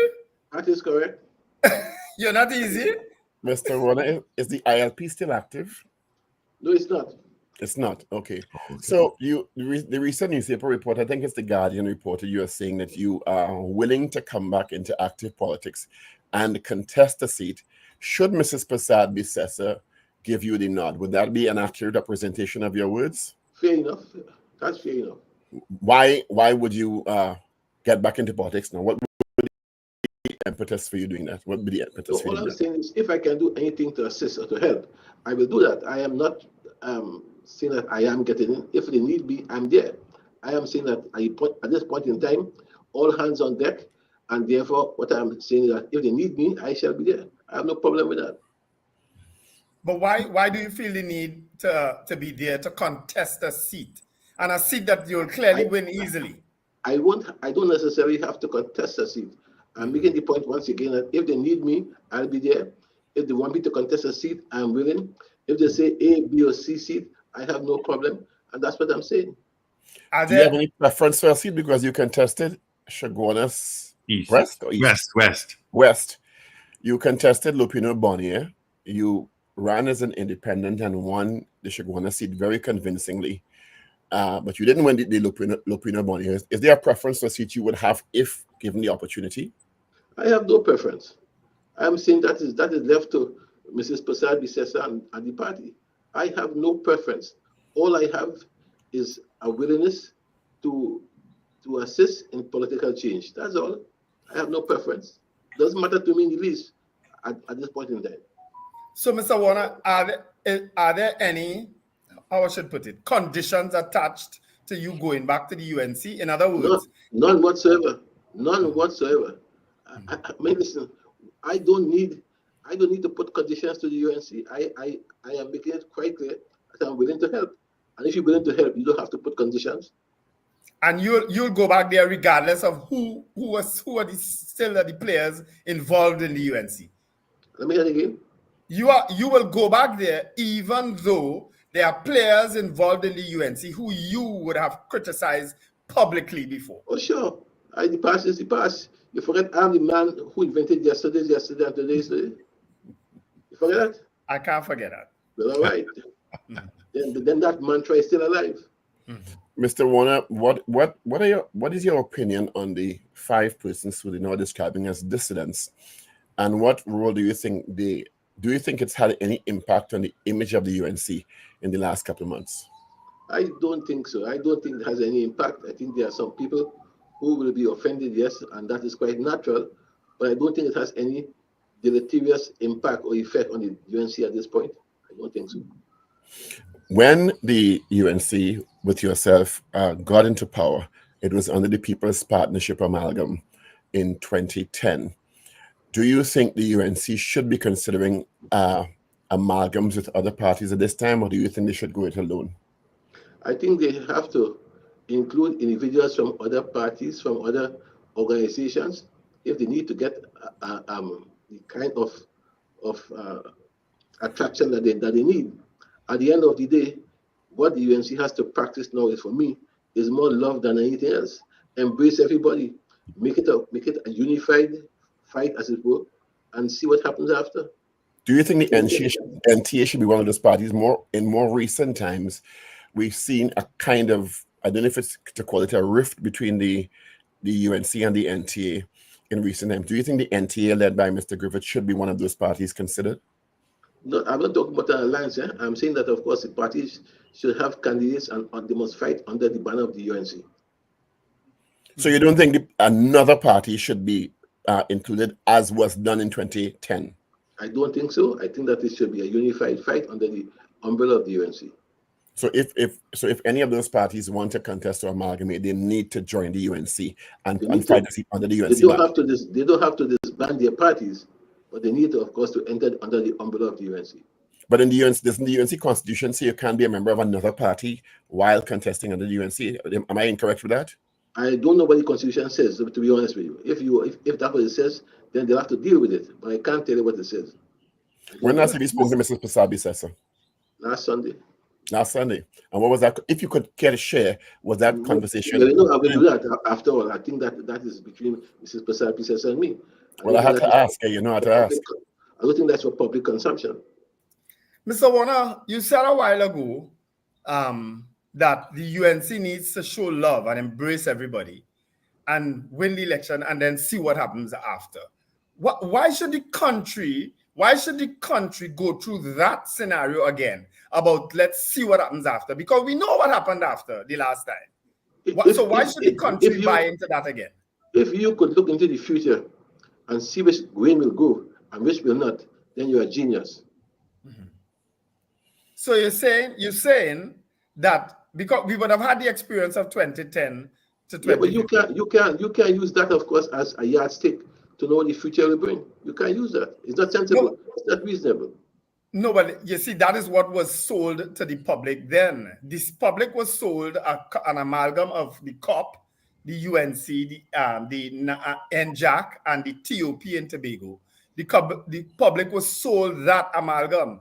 And soon after that amalgam came into power, the UNC subsumed everybody. When they're all over the world, alliances are forged, they succeed, and in other cases they don't. And therefore you have to rely on the experiences of others and of the past to know what the future holds. I'm not of course in any way am I fazed by what the future holds. I think that this country is mature enough politically to act accordingly. Now, the UNC won convincingly in 2010 with the amalgam called the People's Partnership, and lost subsequent to that in 2015 and 2020. But not. But I see you didn't say lost convincingly. Eh? You left that out. But I didn't. Because they didn't lose. They didn't lose convincingly. Right, but I didn't say that. I said they lost. Right. What in your opinion is the UNC offering and will be offering in 2025 that the population can hold on to that clearly didn't resonate in 2015 and 2020? Well, that is for Mrs. Pasad-Bissessar and her team to answer. I am not prepared, and I won't, offer an answer to that question because I'm not in the bosom of the UNC. I'm not in the heart of the UNC, and it will be, of course, premature of me to try to answer that question. What do you think is the main issue facing the country now, Mr. Warner? Main issue is crime, of course. The second one would be economy. And if you ask me who is the main person, I would tell you your Prime Minister. Wendell, you wouldn't like to hear that, but that is what I believe. Well, the main person regarding what? As one person like to say in an article, he's the leader for a grief. Right? I'm borrowing a term from a professor who likes to use that in his articles. And I'm saying to you, the leader for a grief is the Prime Minister. That term is not original. It's not mine. I just borrowed it. Yeah. I mean, the leader has ultimate responsibility. I have no problem. I don't know why you think I would not want to hear that. That's the reality. If you want to hear, then you're changing, bro. You're changing. There's hope for you. Mr. Warner, you know, as a PNM member and an elected official at one point in time, I have no problem with issues surrounding the PNM. I have no problem with voicing my opinion on the PNM. None. I'm happy to hear that still maintains. Yes, it still maintains. You indicated when I asked you earlier on what would be the main offering the UNC has post 2010 after they lost in 2015 and 2020, and you indicated in your answer that Mrs. Pasad-Bissessar would have to answer that. But what would account for your change of heart in supporting Mrs. Pasad-Bissessar? Because even during some of those two elections, you'd have been quite critical of Mrs. Pasad-Bissessar at that point. Yeah, I said to you, yesterday was yesterday, and today is today. The fact is, anybody who is serious about this country must look at what's happening in terms of crime, in terms of the economy, in terms of the level of corruption, in terms of the level of unemployment, in terms of the kind of depression that you see that is all pervasive. Anybody who is serious about this country must understand that and must take those things into control. People don't smile anymore here. People are frightened to walk the streets in the day as well as in the night, frightened to drive their cars. I mean, are you telling me that this is a country that people would be happy about from where we were to where we are at this point in time? Come on, you can't be. You really can't be. Young people are leaving our universities and they can't get jobs anywhere. They have no future. Doctors are unemployed, and now some of them, I'm told, are working in chicken outlets and so on. That can't make sense, Paul. It just can't make sense. And how would the UNC change that? How would a UNC led by Mrs. Kamala Pasad-Bissessar, who had an opportunity before, change that? Well, I heard her make some statements in Parliament how she changed that, and I would like to rely on what she has said in Parliament and what she say otherwise. I am not going to sit at this point in time and try to preempt the UNC and see how they'll change that. Not me. But Mr. Warner, I'm confused there because I mean the videos of you excoriating Mrs. Prasad Bisesa and the UNC on platforms not too long ago, they've been making the wrongs again. Yeah, I know, and I know they're making the wrongs again, Paul. I know where they come from. I expect that, and I expect even much more than that. That doesn't daunt me anyway. I know who made them. I know where they come from, and it shall come in abundance later on. But that doesn't change me in any way. Right, but it doesn't change you. But remember, you still have to convince a public that what you are saying and what you are doing now is to the benefit of the country at the end of the day. Because this is not about the UNC or you or Mrs. Prasad Bisesa or even Dr. Rowley. This is about Trinidad and Tobago. There's one thing I have to convince the public about, and that is if they feel they are better off today than they were 2010, 2015, then so be it. I have no problem with that. I have to ask them if they're better off today. And if they believe that they're happy with the level of crime, the amount of murders, with the home invasions, with the rapes, and so on, if they're happy with all these things, I have no problem with that. At the end of the day, that is their choice. But I'm saying that if I can help in any way to improve the lives of the people, I'm prepared to do that. And I think that statement, Mr. Warner, that question is a valid question. But I don't know if you'd agree with me. But I think when someone like yourself, who is someone who the country knows as a politician and a businessman for so many years, ran convincingly under the People's Partnership, and then as an independent and won a seat, had been able to do quite a bit for the country, came out, as Wendell said, and excoriated Mr. Prasad Bisesa, and then had a change of heart. Don't you think the country is owed an explanation as to why you changed your mind past yesterday is yesterday and today is today, to first understand why your change of heart with Mrs. Prasad Bisesa is concerned? Don't you think the people are owed at least a full explanation for that? Well, Paul, if you're asking me that still, then I've just wasted 15 minutes of your time and mine. I have told you why I have changed my mind. I have told you what I see happening in the country. I have told you that I believe that we are going down a very slippery slope. I've explained in some detail why. And if you're asking me that still, then we have wasted 15 minutes, Paul.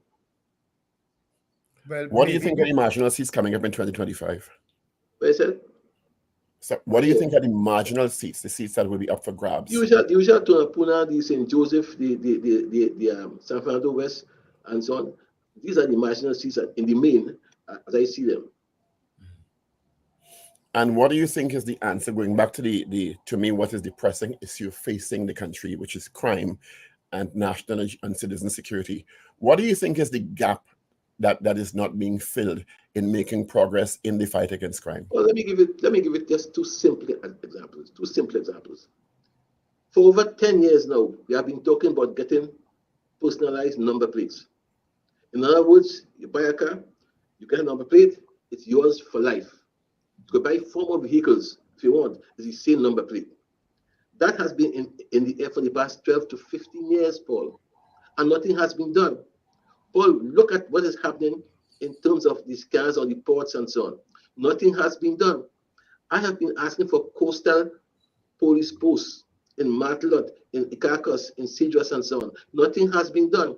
I am seeing the changes that are wrong every 3-4 months so that they don't get too routinized in those areas. Nothing has been done.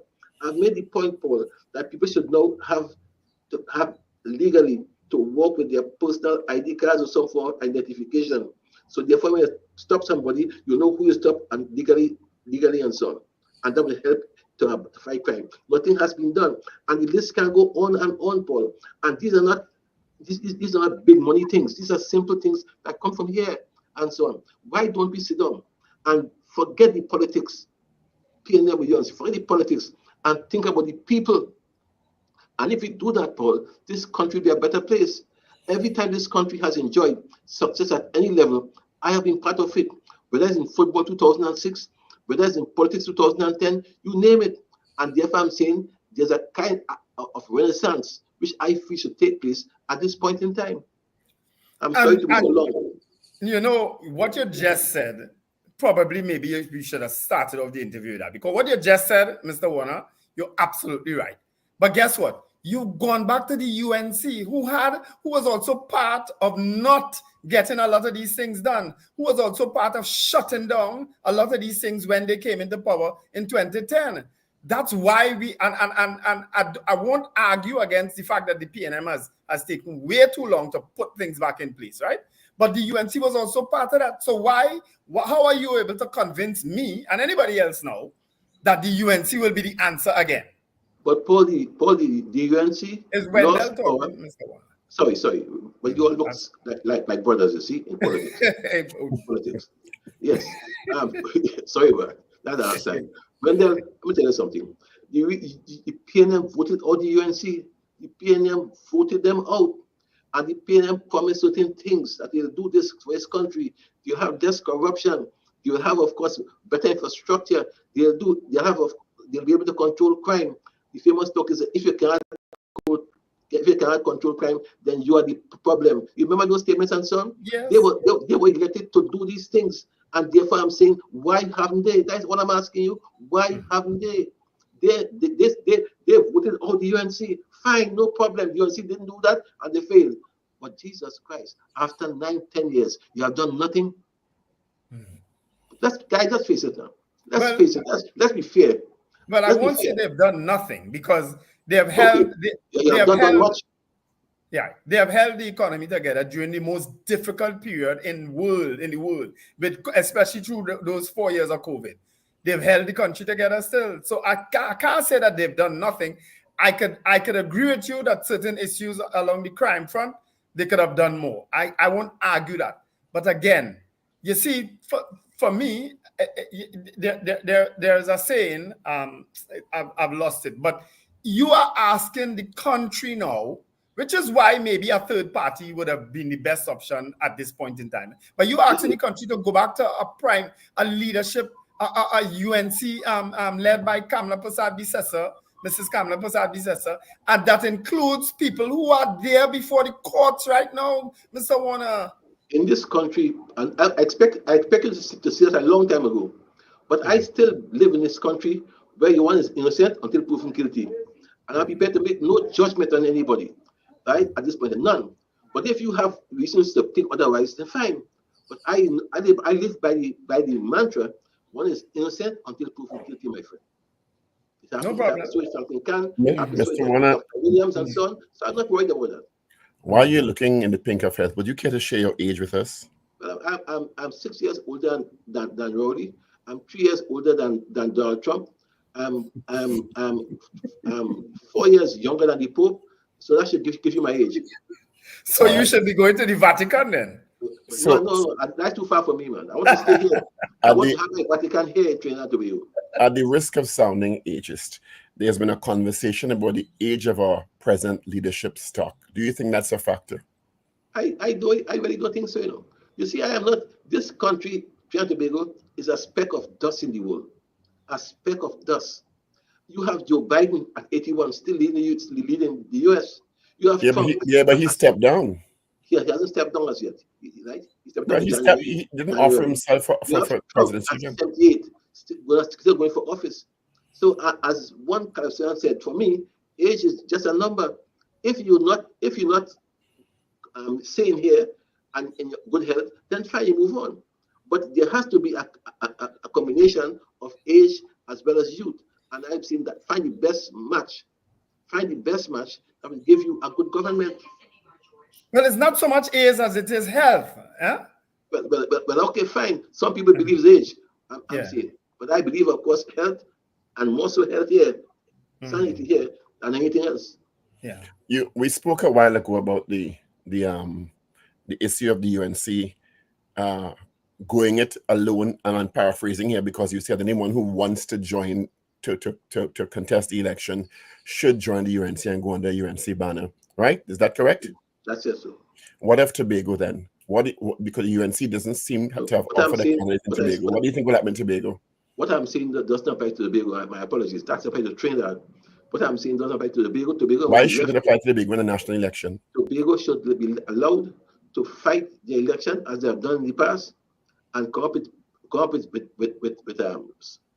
solutions to their problems as they have done in the past. How can a party be a national party in an election, a general election with 41 constituencies and not fighting seats in Tobago? Well, if you choose to fight 39 seats and not 41, what's the big thing? What's the big thing about that?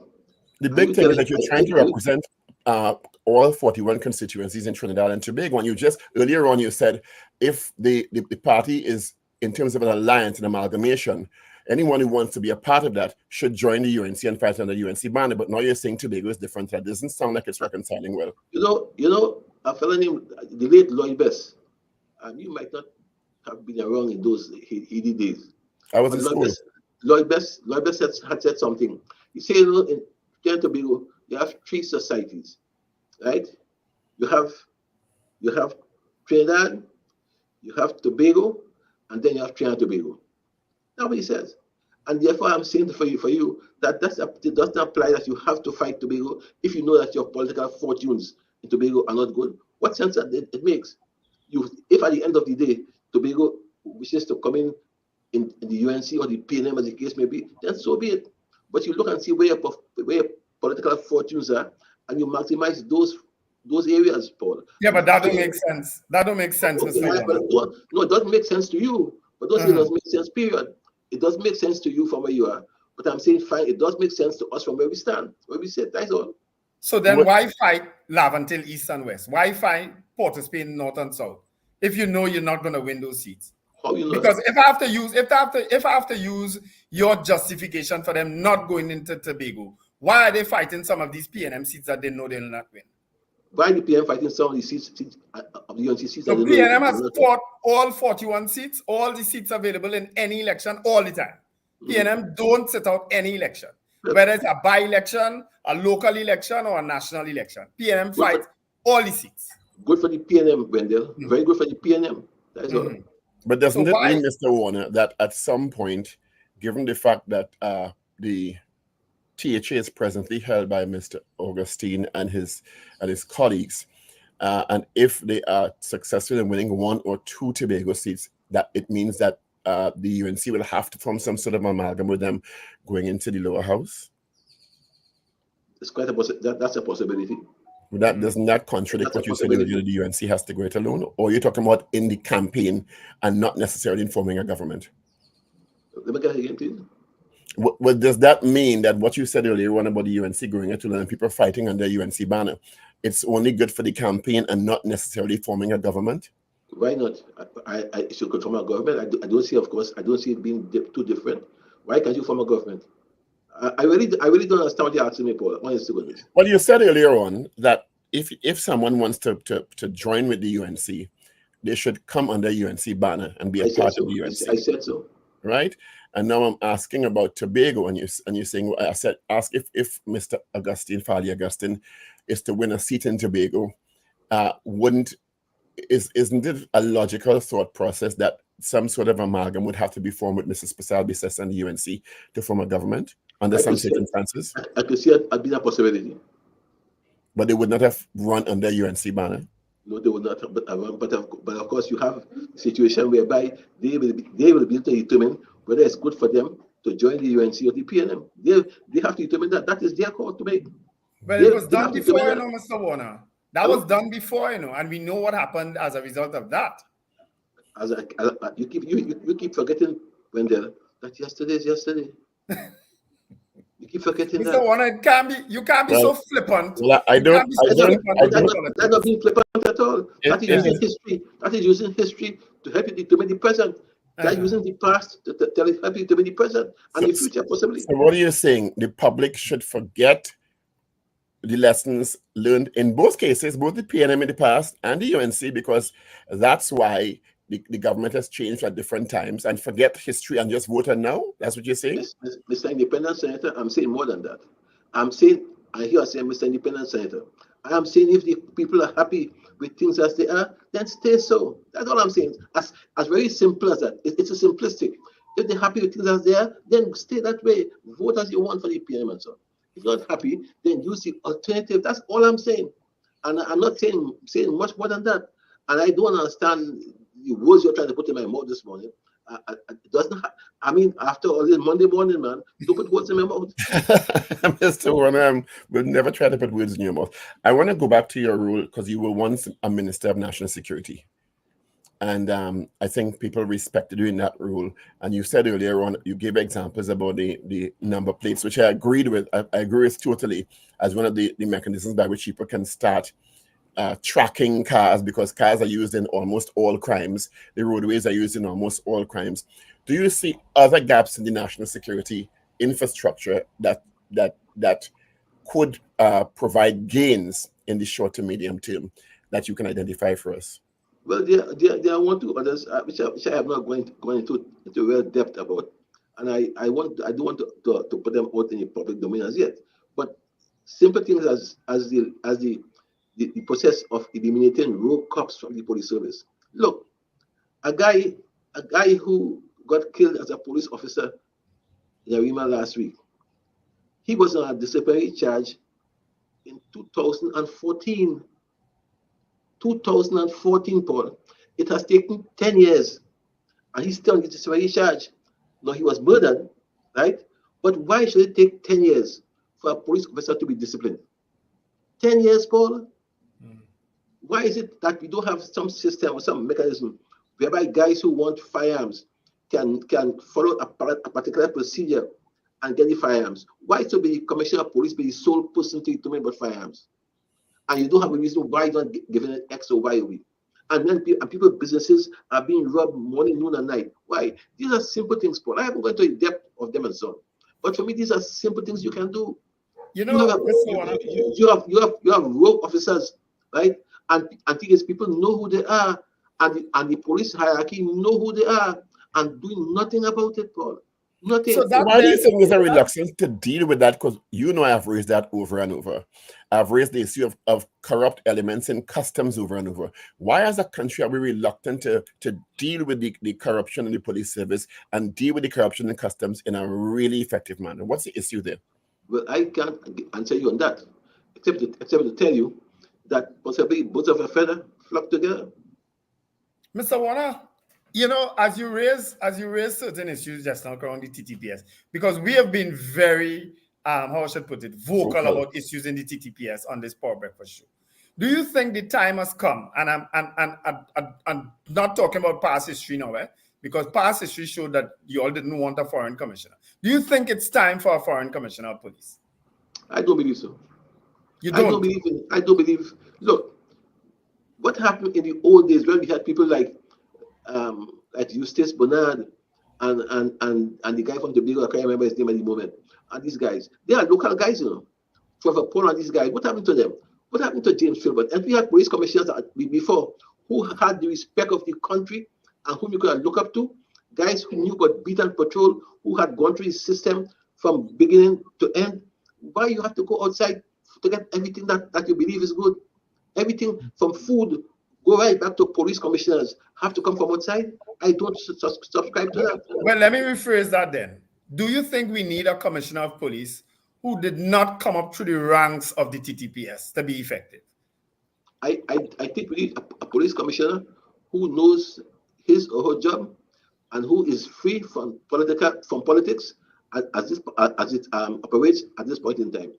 Our police have become too politicized, and therefore nobody has any trust or confidence in the police because they believe that the police service is a political arm of the government.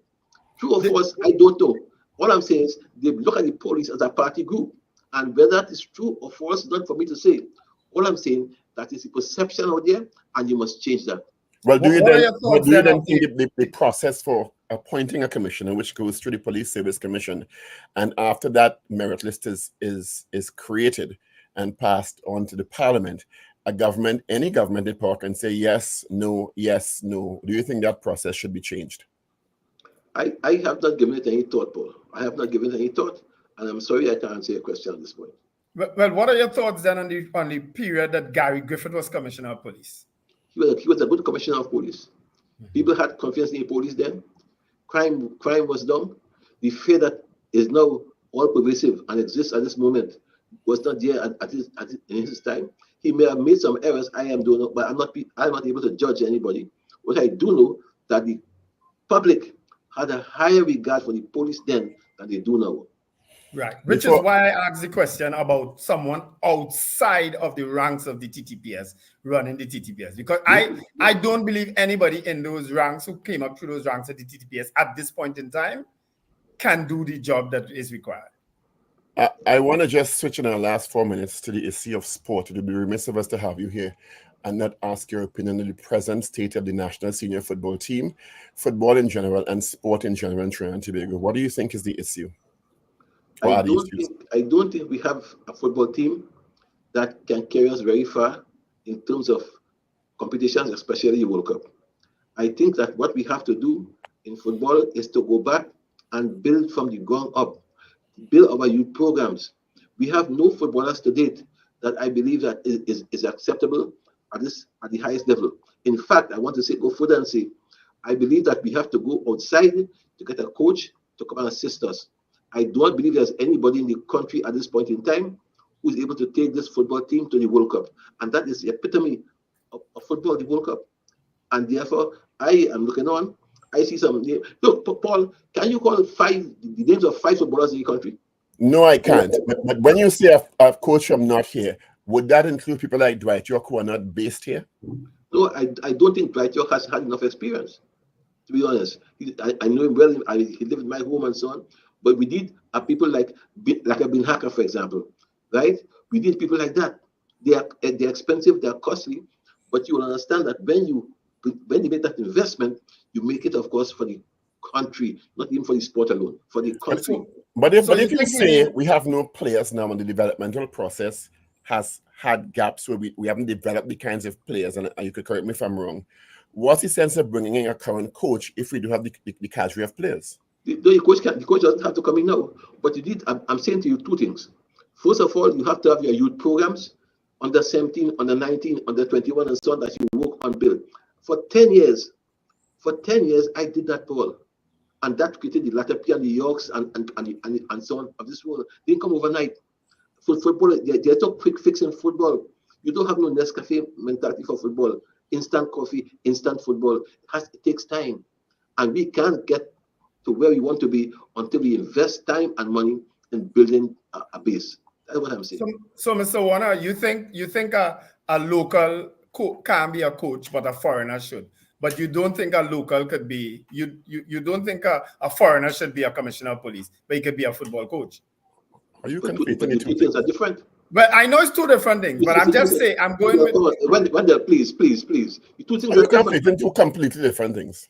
I did it on purpose because but it's not kind I did it on purpose. Anyway, my last question to you, Mr. Warner. Talking for me, please. Now, it's not making sense, Wendell. My last question. You're competing a football team with a commissioner of police. Can I finish? Oh my God!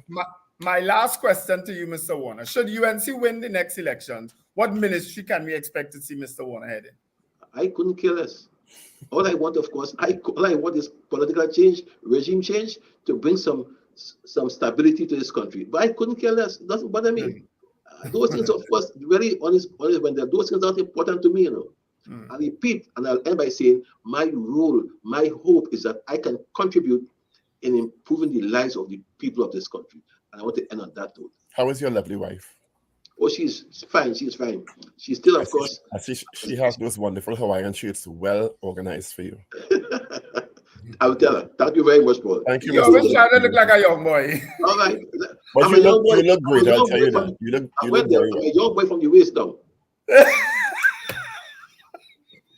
All right? Okay, fine. Thank you. All right, Mr. Warner. All right? Thank you very much. Thank you so much for joining us on the Paul Breakfast Show. All the best to you. Okay, man. Thank you.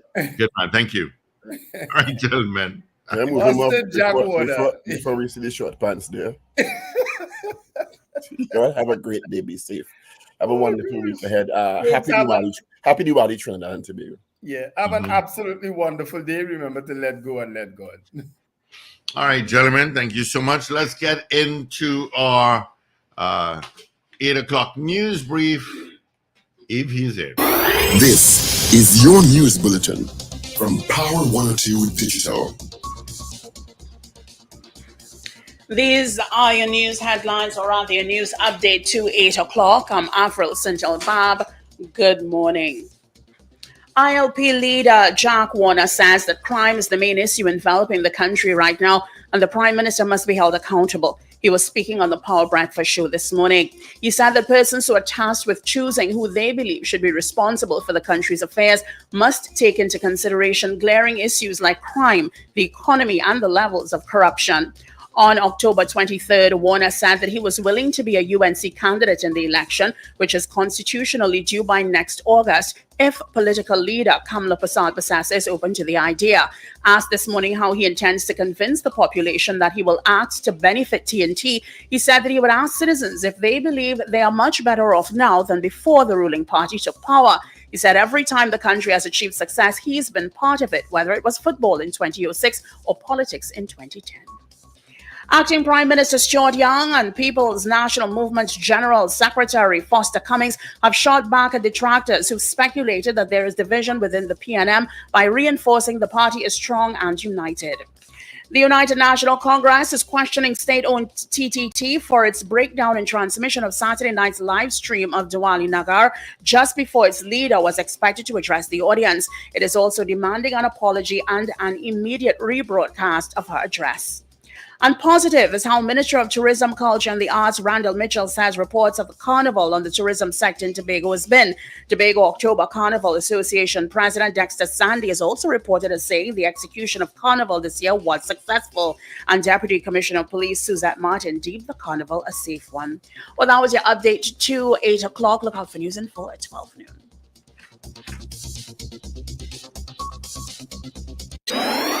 Up to date and credible. Power 102 Digital.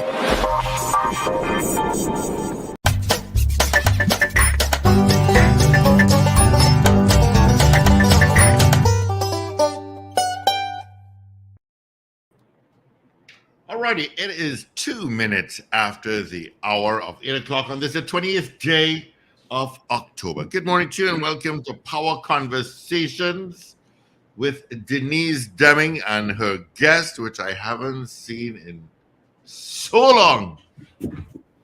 So long. I'll put it that way. Mr. Stephen Cadiz. Good morning.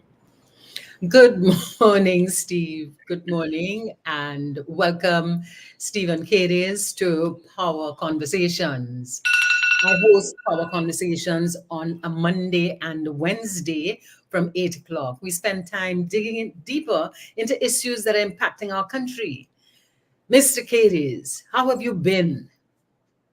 Well, it's been a long time. I have not been with Steve Can, so I think you should be honored to have two Stevens on your show at the same time. Things have been good. Things have been good. Just doing what I have to do. Yeah. Lovely. Can't complain. Lovely. Thanks for joining us. And one of the questions I begin this conversation with is, when you're not working, what do you do? I think you want to mind my business, It's not about minding your business. It's about sharing the background of who you are, because people know a lot of us and they know us in our public figures. What do you do when you're not working, when you're not a public figure? I'll tell you. I mean, I've been working from early. All right, early in the game, and the business that I have is a 24/7 business, and basically, I just love to work. I mean, I'm moving on in years now, but I still put in a full day. I just enjoy, being busy. One of my pet things for my sanity is I love to wash a car. All right, and that keeps me sort of sane. All right, because when you wash a car, it is like I don't know, it's like meditation. There's no music. I don't play music or anything like that when I wash the cars.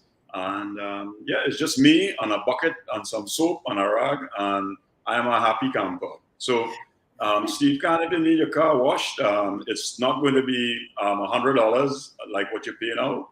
A little less, and you get a much better job. Yeah, I need a car wash.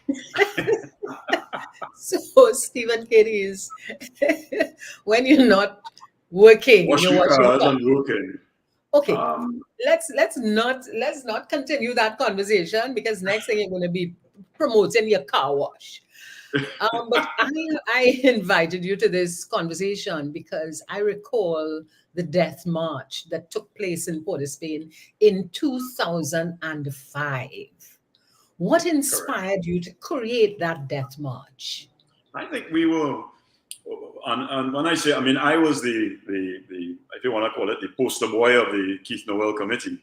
But the Keith Noel Committee was really and truly made up of a number of people, mainly the employees of my company who worked with Keith. And we had a whole host of other people that joined once it was established. And really and truly, we were just horrified at what had happened. And especially, and I know people say, imagine a man like Keith Boy to get murdered, And yes, Keith was a cool, very, very cool guy, all right? And we were just so incensed about that murder that we started the committee and we went ahead with our petition. We got 127,000 signatures for that petition.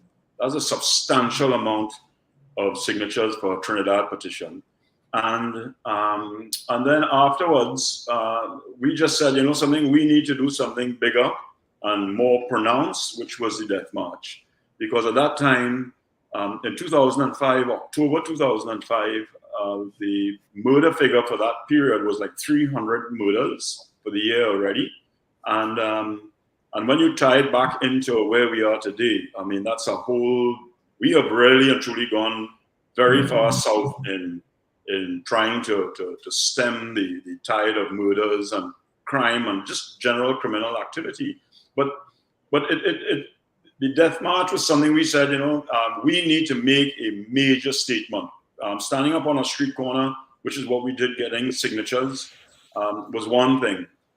However, we needed to make that statement, and we figured a demonstration of any and everybody. We didn't invite anybody to come to this, and people just joined, which was quite something. I mean, 15,000, that was the estimate, I think, given by the Express newspaper at the time. 15,000 people. That was its single largest non-political, non-union march and ever held in Trinidad. So I think we, just based on that, I think we were very successful in making our point. Yes, you said you had 127,000 signatures? Correct, that is correct. Those signatures are right now housed at the office of the president. Wow. And when you had that death march, what was the inspiration? What happened for you to create it? I don't know. I think we were just so tied up with the murder of Keith that I think anybody coming with any idea or ideas to say, why don't we do this? Why we looked at it, and I mean, when we came up with the idea of the death march, the whole team said they are in it, 100%. And that was it. I mean, I remember that Saturday morning driving down to Independence Square, and I saw one friend, one guy I knew who was walking. He had parked outside of the Independence Square area, and I picked him up. And Suzanne and myself were driving down, and I said, something, if it is just three of us at this march, I'm happy with that, because we're going to make a statement. And arriving in Independence Square, there was a trickle of people. I figured, well, Trinidadians, it is what it is, all right? Everybody say, yeah, we heave, the long time in school, they ball and heave. And when you look behind you, nobody behind you, all right? But they're sending you in front. And I felt the same way. And then all of a sudden, the square, Independence Square, it just, I don't know what's the term, swollen, I don't know, just thousands and thousands of people just started to arrive. And when we saw that, I figured, all right, well, I think we made our statement by just the massive people that joined the march. Who is Keith? Who was Keith? Keith Yes, was from Leon Hill in Belmont. And I met Keith. Keith came to me with another company I had. And I don't know. I mean, I can't remember who introduced me to Keith, but Keith was just an excellent, just a good human being. When Keith was murdered and we started with the signatures and the Keith Noel committee, I got emails from all kinds of people. I remember a lady from England sending me an email that she knew Keith growing up in Leon Hill. And Keith used to run PH on his off time. And Keith would never allow anybody in his car to intimidate another passenger. So women especially used to look out for Keith because they knew when driving with Keith that there would be no issues. It was a very safe drive. And Keith's nickname, in fact, was Simple. All right. And he was a DJ in his off time or when he wasn't running PH. And our eldest son, Robert, he started to DJ around the same time, just as a hobby kind of thing. And and he would accompany Keith to different parties, and Keith would do the same thing to help each other out, DJing and that sort of thing. So I mean, Keith was just an ordinary Joe. That is who Keith Noel was. And for Keith Noel to suffer that, very painful, and he was chopped to death. Okay, for him to suffer that, I think that is where the real drive came. That Keith was not a nowhereian, a kind of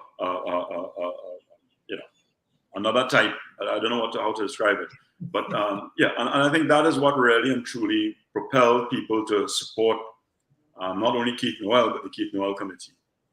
But Keith Noel was employed by your company. He was employed, yes. He was an employee. In fact, that evening, that was the eve of. Sorry, go ahead. I'm saying he was employed by your company, and you all made the decision to do the death march for an employee. And that is such an amazing statement that I have just made. So, having done Keith Noel in 2005, what is your opinion of today's murder rate and what's happening? Well, I mean, everybody keeps asking, where did this situation come from?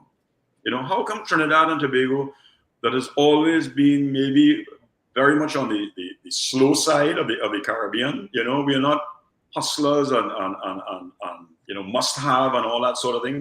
We've been fairly content with our lot, all right, over the years. And for this murder to reach where it is now, I mean, there are issues behind it. One of them is the illegal drug trade and the cartels that are operating in Trinidad. And I don't hear anybody speaking about that. At least nobody from the official down has identified why this has happened.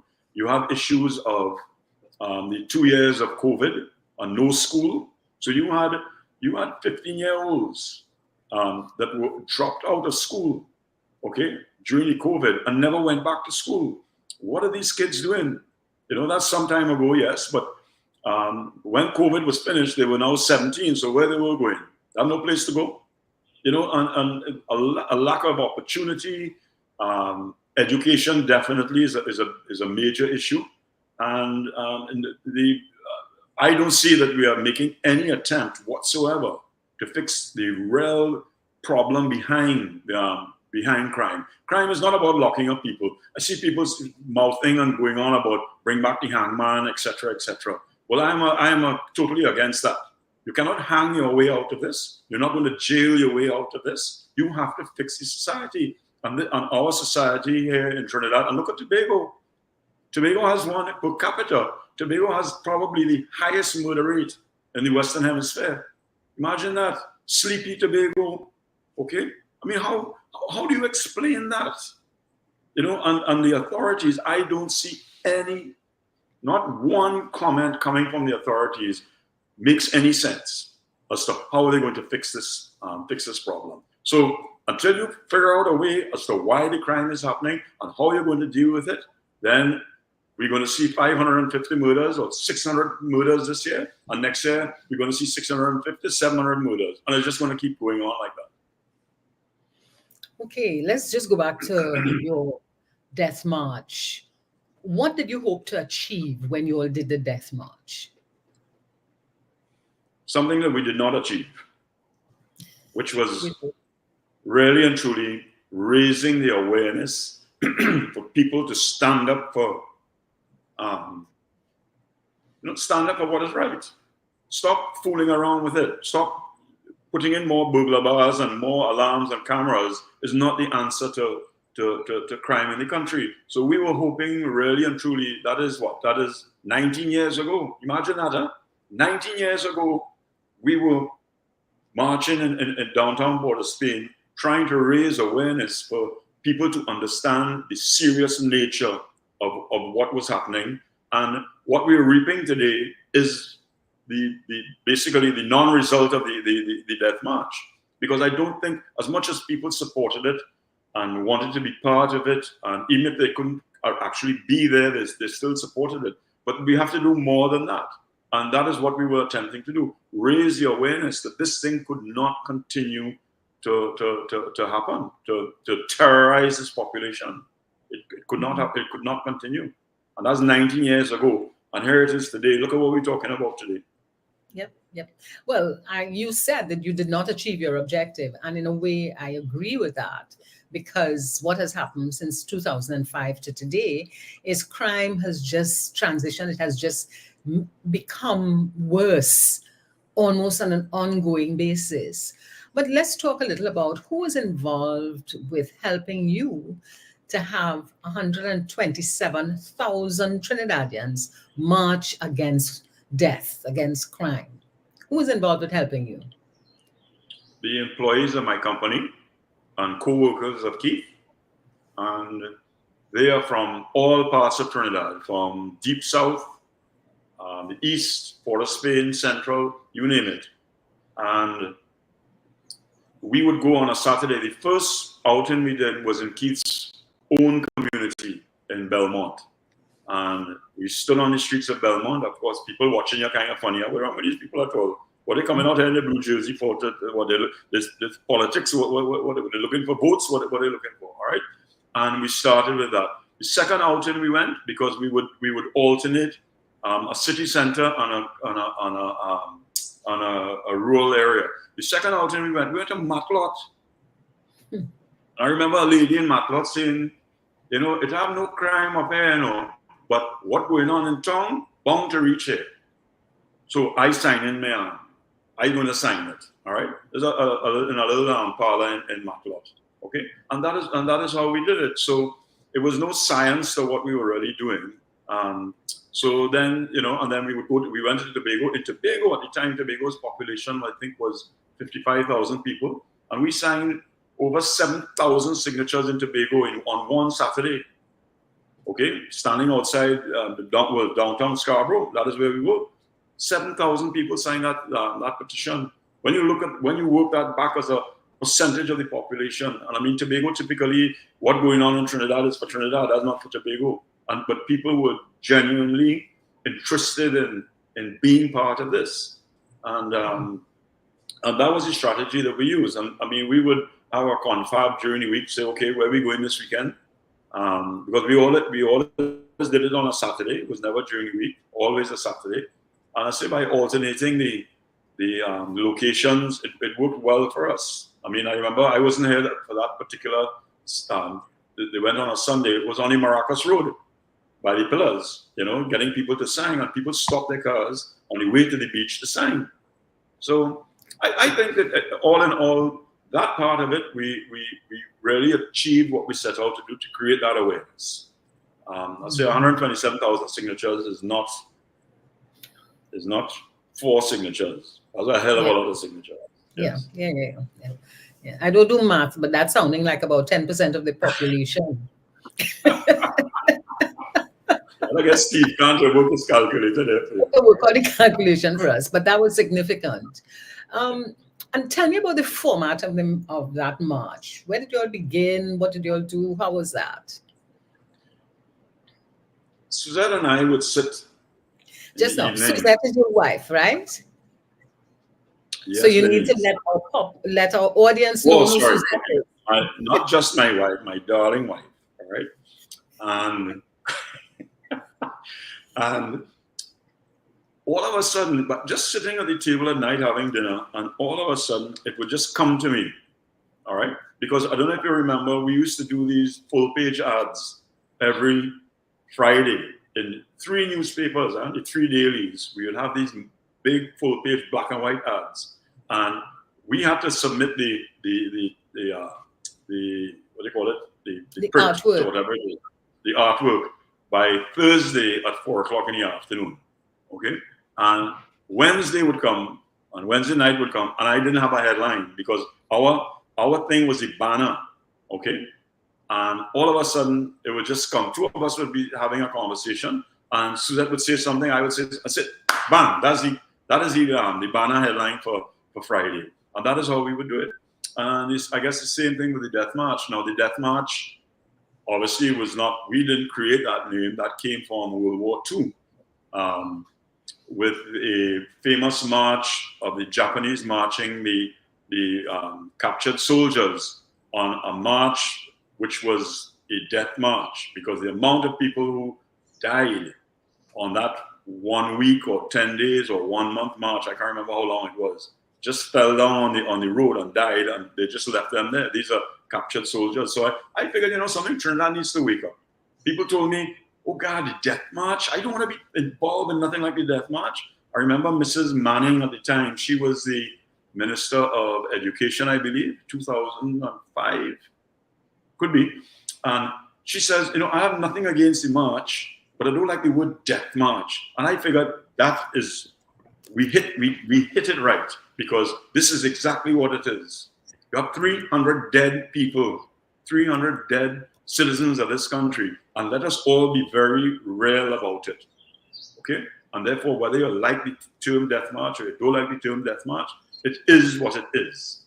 And that really and truly, we had big billboards out on the highways promoting the Death March, and we did. 102 was very, very kind to us. I remember Marcia Henville, since died now.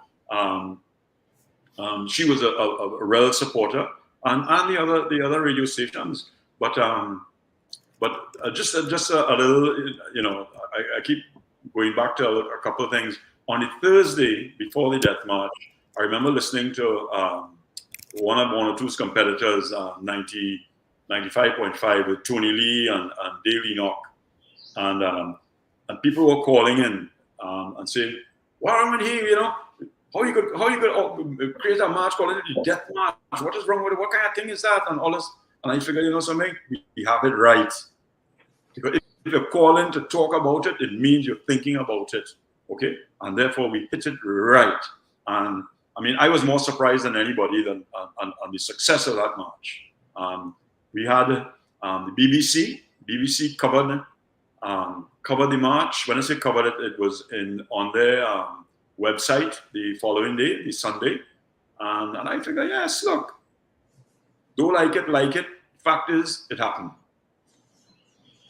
So tell us about the format of it. Where did it begin, and what happened, and so on? We started in Independence Square outside Shakan Street, I think. Yeah, corner of Shakan Street, which is outside the Nicholas Towers. That is where we started to gather. I'm a person I'm a stickler for time. So 9:30 was the time the march was going to be moving. People came to me and said, "Stephen, I don't think we have enough people for a march, I said, "Well, too bad." 9:30, Peter Telfer, now deceased, had his conch shell. And this was all planned. I mean, it wasn't just a random get-together. I mean, we obviously planned out certain things. And at 9:30 on the dot, Peter Telfer, we had a music system, and Peter Telfer at 9:30 blew that conch shell. And of course, the significance of that is blowing a conch shell is the gathering of the people. Okay, when the fishing boats would come in the villages, somebody would blow the conch shell to let the villagers know that the boats were in, come and buy a fish. All right, so we use the conch shell as a gathering of the people, and it was amplified. And to hear I get goosebumps when I talk about it. To hear that conch shell echoing between the buildings on Independence Square was just, yeah.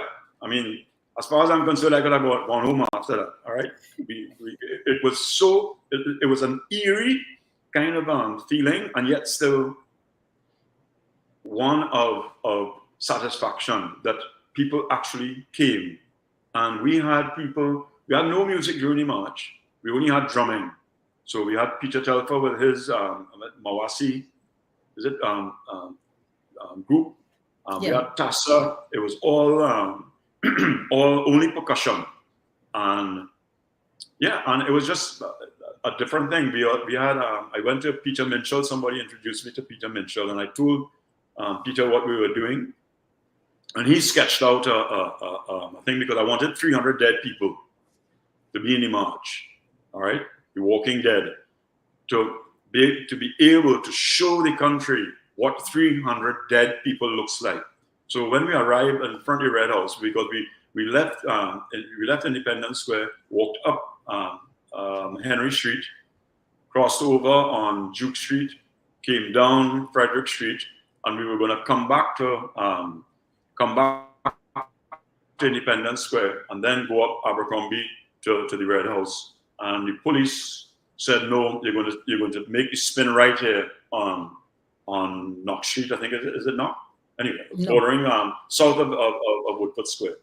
They didn't want us to go back onto Independence Square because when they saw the amount of people, they figured that would just be a traffic nightmare to go down there. So no big thing. We followed instructions.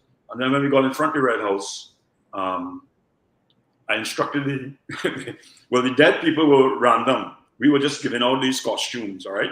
And of course, they were all covered, all right, to signify death. And so I told the dead people, I said, well, here what we're doing, we line down in front of the Red House. Well, the senior police officer in charge of the security came to me and said, you can't do that. I said, what do you mean I can't do that? We have a permission, which we didn't, and that's another story. We have a permission for a march. He says, yes, but you can't lie down in front of the Red House. I said, and what exactly is the issue of us lying down in front of the Red House? He said, because it's the Red House. I said, well, that's the whole purpose. Whilst he is talking to me, I tell all the dead people, I say, hey, everybody, lie down. And we lay down all the dead people in a row, 300 people. And we have some great pictures of that particular instance. And all the dead people on the ground, and the place went, when I say quiet, an eerie feeling came over the whole place because no music, there was no drumming, all of that had stopped. And these dead people I know on the road, I remember seeing people looking through the railings of Woodford Square, people crying. You know, it was very emotional what happened there. And the last performance was all the dead people rose up, and we had a long red ribbon, and they lifted the ribbon in the air, signifying the blood of these murdered people. So there was a little theatrics, and I mean that just came about as we went along. I didn't have anybody, choreographing anything. It was just, that's what we're gonna do. Like the handing out of the costumes, people walking by, and of course they were very loose, so they could just go over your clothes. You didn't have to go and change or anything like that. And we didn't know who we were giving out costumes to. People just came up and we just gave them a costume. And that was it. And then after that, we had a little session in Woodford Square. We had speakers. We had the anthem was sung by oh Lord, I saw the other day. Yes, anyway, I'll remember that. All right, I'm getting old, Dennise, but anyway. It was 19 years ago. I can't remember everything. Yes, but the anthem was sung by a beautiful person. I wasn't there, so I don't know. Yes. So what else happened after the anthem was sung? And then we had a bunch of speakers. We had no politicians. I made that decision on my own. People call me Steve Maher, I would like to come. I said, I'm very sorry. You're welcome to come to the march, but you're not mounting any stage to go and preach any stupidness. All right? It is a result of all of your inaction, okay, and laziness. That is why we are marching. So no politician spoke at the in the march, and I think that was a good. Even though some politicians were in the march itself, but none of them. Nobody was allowed on the podium to speak. Yes, I mean, we had Three Canal performing. We had, anyway. 19 years ago. So When the show finished, I remember everybody's name. All right. Yes. So after the speeches at Woodford Square, what did you do? What happened with the march now? No, we just disbanded, kind of thing. It was thing. But leading up to the march, imagine I filed an application with the police service for permission to march. 6 weeks before the 22nd of October, 6 weeks before, I get a call Friday afternoon at 3 o'clock. Mr. Cadiz, permission to march has been granted. You could come and pick up the certificate or whatever it is. And I figure, look at my crosses now. 6 weeks. These people took 6 weeks to give us a permission to march, and I get it hours before the actual march. And there's things like that move me to doing what we did. And subsequent to that, my other foray into politics, which is not what this conversation is about. Okay, I mean, people say, "Oh, he ride a black man back." Okay, he ride a black man back to reach where he reach. It's just foolishness like that. Without even asking, like how you ask, who was behind the committee, etc., etc., etc. Stephen Cadiz was just a face. It could have been anybody else. You were just an employer who was very empathetic to someone who worked with you and who was killed. But the comment you made about the police service, that is 19 years ago. They gave you the permission the day before. I want to suggest to you that nothing has changed in terms of that level of incompetence of the police service. I'm aware that at a recent race that was done, the application was made 2 months before for the permission to have that race and to have the police part of it. And the day before the race is when the police gave permission. So that seems to be the norm. And if that is the norm, then I think I'm beginning to understand why our country is where we are. Our systems, structures, and processes have failed. And they didn't fail yesterday. They failed a long time now. But let me get off of that and go back to the march. The 127,000 persons. How many signatures did you have? No, that was... No, we had, the actual, it was 127,000 signatures that we got. Signatures, yes. Yes, and the march was estimated at 15,000 people.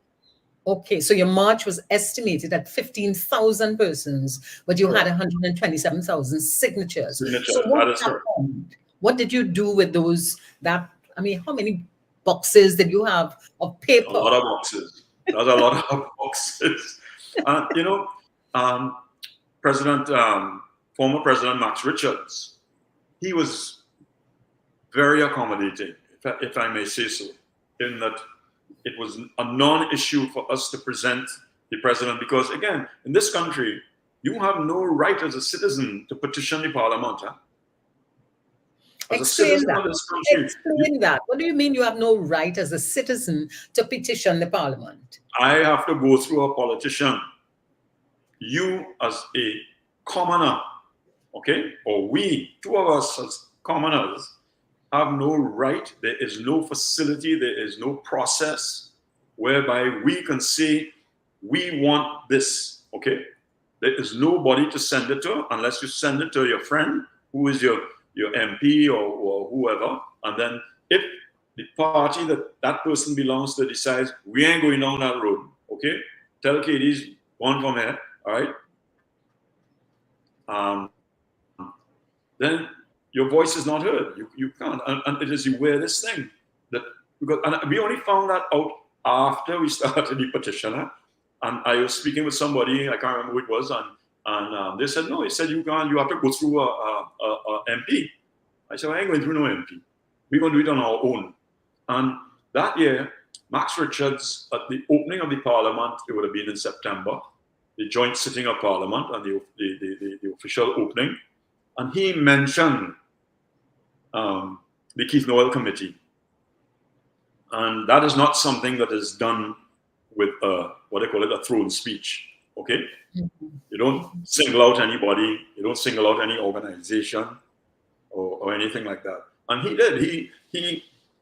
He quoted, the work that we were doing, or referencing the work that we were doing, and the success of it outside of a parliamentarian.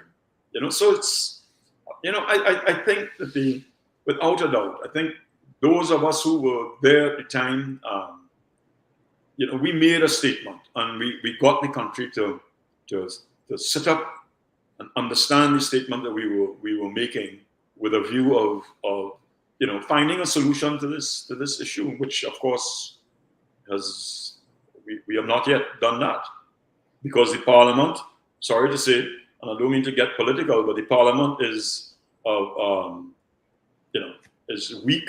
The Parliament does not have the oomph to really and truly stand up for the rights of the people of this country. Because don't tell me you're meeting there, you're going every Friday, you're going in the Parliament, and then you have the Senate sitting on a Tuesday, and nobody brings this up. Every single week, when they're sitting on the Parliament, everybody take a turn. Somebody's supposed to stand up and make a statement about what the inaction of the authorities, what are we doing about this crime? The only time you hear a politician jump up when it comes to crime is if it happens in their neighborhood. That's the only time. Or if it happens to them or their son, or if it happens. Or if somebody thief a bracelet. Or thief a phone, then you will have a conversation about it. Yes, I mean, but Dennise, it's totally ridiculous. Yeah. This country will allow this to happen. Yeah. But the crime situation is extremely complex, and I often wonder what could be one simple action, or what could we do as citizens to positively impact or reduce this level of crime? What are some of your thoughts? Dennise, I call it the sleepy village of Maraval, because when I went to Maraval 40 whatever odd years ago to live in the back of Maraval, it was a very sleepy village then. Okay, so I still refer to it as the sleepy village of Maraval. Obliquely opposite the Maraval police station is a drug den. I pass twice a day, going to work and going home in the afternoon. Okay, an active operational drug retail outlet is what I call it. Okay, how is that possible? We have had 7 gang-related murders in the sleepy village of Maraval for this year alone. And that happened in, I think, January, February, somewhere around there. 7 murders on the streets. I'm not talking about in the back somewhere in Wololo or wherever it is. All right, I am talking about on the streets, the main drag in Maraval. 7 gang-related murders. Okay? And what has happened? Absolutely nothing. So I have a post called The Last Post that I do maybe 4 times a week. And for the life of me, it don't matter. I don't know. I cannot understand the inaction of the authorities in dealing, first to begin with the cartel arrangements in Trinidad. Now, people going off about, I see in the papers today, Supermarket Association, we don't have any US dollars, etc., etc. There's not a single kilo of drugs in this country that was not bought with US dollars cash. Not one. So the cartels and the drug people have the US dollars, and for you going and stand up in a line in the bank and they say, well, come back tomorrow, I'll see if I can get $100 cash for you. Eh? And we, as law law-abiding citizens sit and accept that as par for the course. What do I want you people to do? What I want you to do? I want you to fix the problem. That is what I want you to do. And I know it is a multifaceted fix. It's not just about locking up people and jailing people and what have you. There's a whole society, in fact, that you have left floundering for decades, okay? And you need to start the fix. Your education system. Look at the mess that our all those poor children going to primary school. What exactly are you planning for these poor children? Okay, and that is what your education system is producing. Okay, we go on and lord it over. This one get full marks, 100% marks, and what have you, and big picture in the papers. What about the other 19,999 children? Okay, but I mean the statistics are there of what? How many? 50%. 50% of secondary school children don't make it. Yeah. You know, how are you fixing the society? Because if you leave it as it is, in 5 years' time, it is going to be that much worse. 10 years' time, Trinidad is not going to be a place that you want to live. Okay? That is where we are heading. And sorry to say, the politicians in this country on both sides of the aisle have to take 100% responsibility. I hear somebody, the newest thing now is blame the mothers. So if you're blaming the mothers for the criminals, who are you blaming for the dotish politicians? The fathers? You know, I don't understand. I do not understand how Trinidad and Tobago have reached where we have reached, where it is no longer country first. Okay, that gone with the wind. Okay, and what is it that we don't understand? We are going to lose this country if we do not wake up in the morning and said, right, which is the slogan of the Keith Noel Committee, enough is enough. We are not going to accept this again. And the membership of both parties have to send a very clear message to the leadership of these parties. Enough is enough. We're not prepared to go down this road. All this foolishness. Anyway, don't let me start there. I'm just button the crease. Sorry, go ahead. I didn't mean to take over your conversation. No, because one of the questions I was going to ask you is, what are the other social issues that came out or raised awareness because of the Keith Noel March? You know, and you've raised a couple of them, but what else is on your mind in terms of the social issues that we ought to be addressing in order to transform this country? Well, I think one of the things that came out of the Keith Noel, especially with the signatures, is there are a lot of good people, a lot of solid citizens in this country. Okay, I mean, people would come up to us when we were walking the streets and just say, "Come, Keith Noel, yes, because of course we have on our jerseys and all of it. Say, come, give me the sheet, or sign in the sheet." And you know, these are people who typically Trinidadians are not visible and things like that. They don't, you know, they find that somebody else had to do that. That's not for me to do. And yet still, that is what came out in 2005, that we have a massive group of serious citizens that want betterment for the country. Okay, and we have good people. Okay, I got that because again, we went all over the place. Mayaro, just everywhere we went with this petition, and people would just come out. I remember when we went to Maclot, people leaning out of their window, because you know, in country areas like Maclot, they see a bunch of people walking in the road that they've never seen before. They want to know why it is all they come up here to do it. All right, it's not very welcoming in many places, and people genuinely came out of their house, okay, and came down and signed the petition. And I thought, you know, if we could do that in Maclot, you know, that will be a signal that we could fix the place. The Trinidadians are genuinely concerned about their country, about the future of the country, future of their children. They're genuinely concerned, and it is a section of this society that is willing to see what is happening and to allow it to continue. And that is what we have to find a way to get rid of that. Bring people in who are deadly serious. I hate using that word, but deadly serious about the fix and the future of this country. Look at where Trinidad reached. So, if a miracle happened and you could take some action, what would you do? Dennise, fix. I don't need a miracle. Well, yes, okay, because to get it in people's brain that what we are doing is to the detriment of all of us. It is not only to one sector. It is not only to one race, one religion, one party. Okay, all of us are going to pay dearly, and our children are going to pay dearly, and we're going to end up with a society where only old people, because young people are not going to stay here. Okay, and if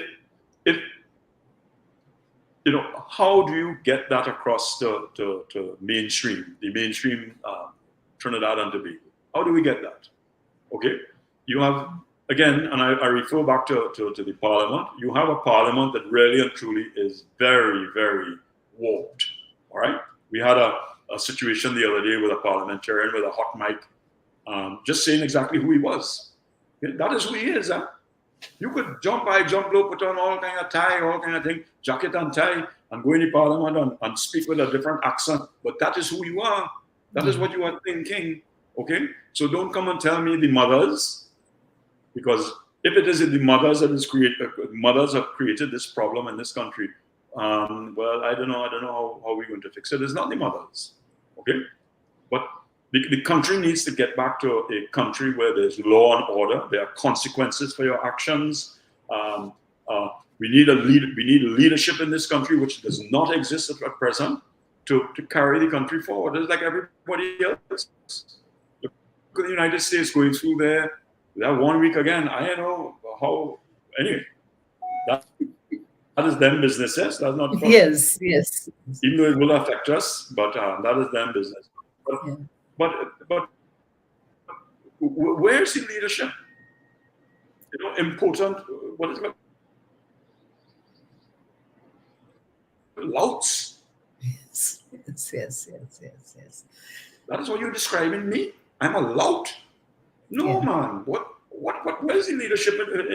You need somebody to take up the mantle and bring the country with them.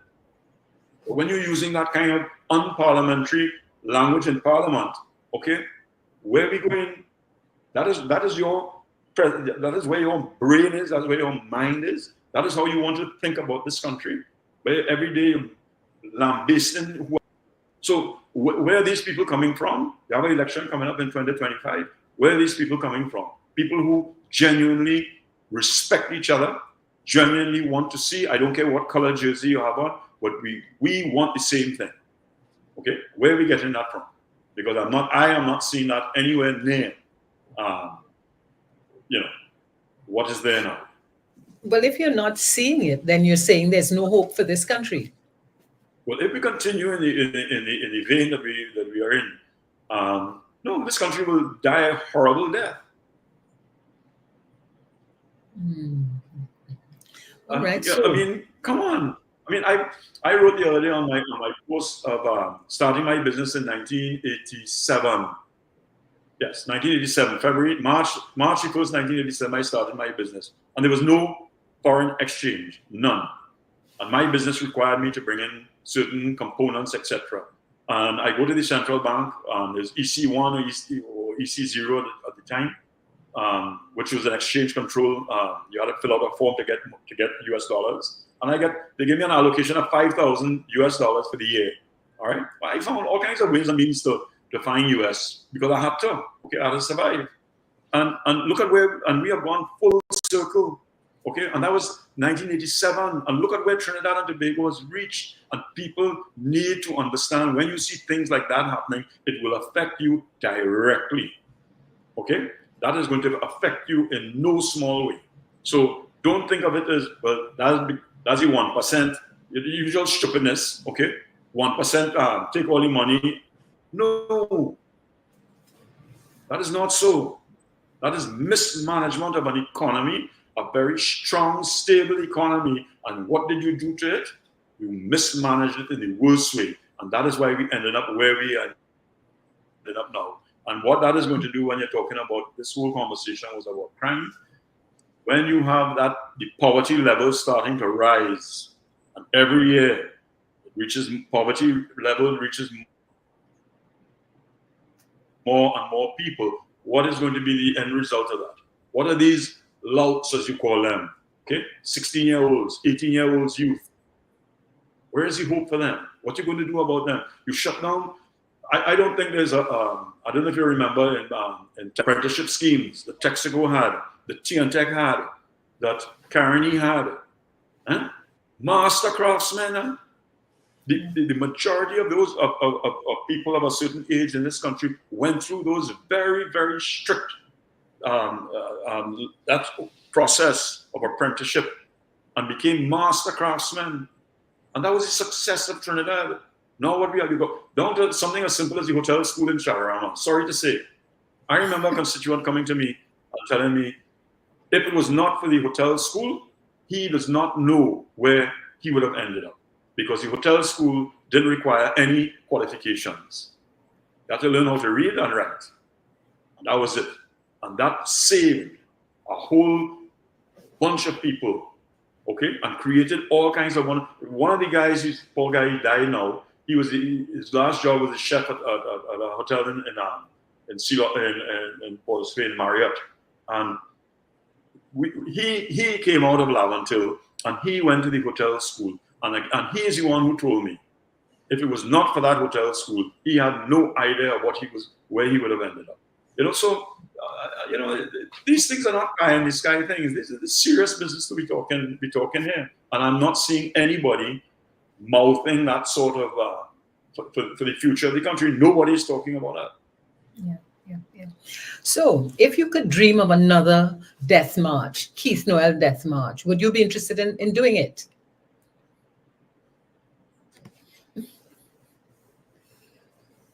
Why are you asking me that for? I have already planned Death March 2. You've planned Death March 2? Yeah. So Death March 2 is going to happen? If this thing does not turn very soon, we're going to have Death March 2. Okay. And right, Death because March... Dennise, like you, well, I don't know if you are that way, but I take 2 seconds to read the papers because I'm not reading about getting depressed reading the papers. Okay, and come on, this country is a brilliant country. This country, the talent, the creativity in this country is better, bigger, and better than any one of our sister territories. Okay, and look at where we are. Scrambling for what? For a US dollar here and a US dollar there. That is where Trinidad and Tobago reach. And people are satisfied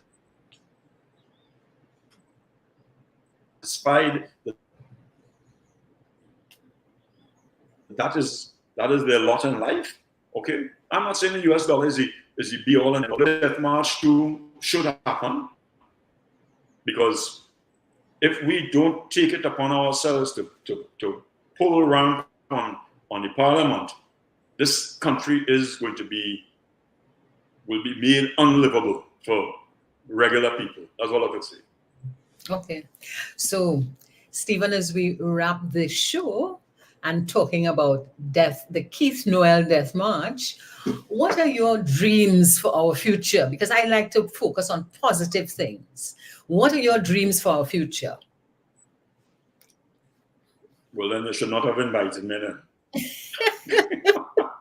You don't have any positive dreams for our future? I'm a very positive person. I go to bed at night with worries coming out of my ears, and I wake up the next morning and I say, right, I have the answer. Okay, and I deal with it. And I have always been that way. And I would really and truly want to see that this country first deal with the criminal element. That has to be dealt with. Okay, fix our education system, overhaul the education system, get rid of well, I know it's 11 plus. That's how old I am. All right, but whatever they call it these days. All right, get rid of that. That is teaching people how to rattle off things. Okay, not asking the children to think in any which way. They don't teach children how to think. Okay, it's all so. Overhaul the education system. All of that is long term. Huh? All of that will take. I mean, this country could, if you started today, I would say 5 years, 10 years time, you would have a country that is worth saving. But right now, if we don't make that decision as of today to start making the turn, it's going to be that much more difficult. In fact, it might end up where it's just ungovernable. You can't. The cartels would have taken over. Look at what happened in Haiti. So don't feel that it's an island nation and that could never happen here. Look at what is happening in Haiti. Okay, and so many other countries in the world that suffer from the same thing that we are suffering, and therefore we don't have to reinvent the wheel. Just understand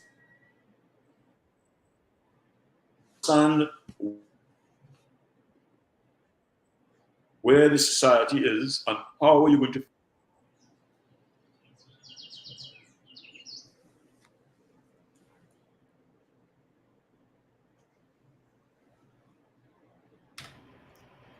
Seems to be having some internet problems. Internet problems.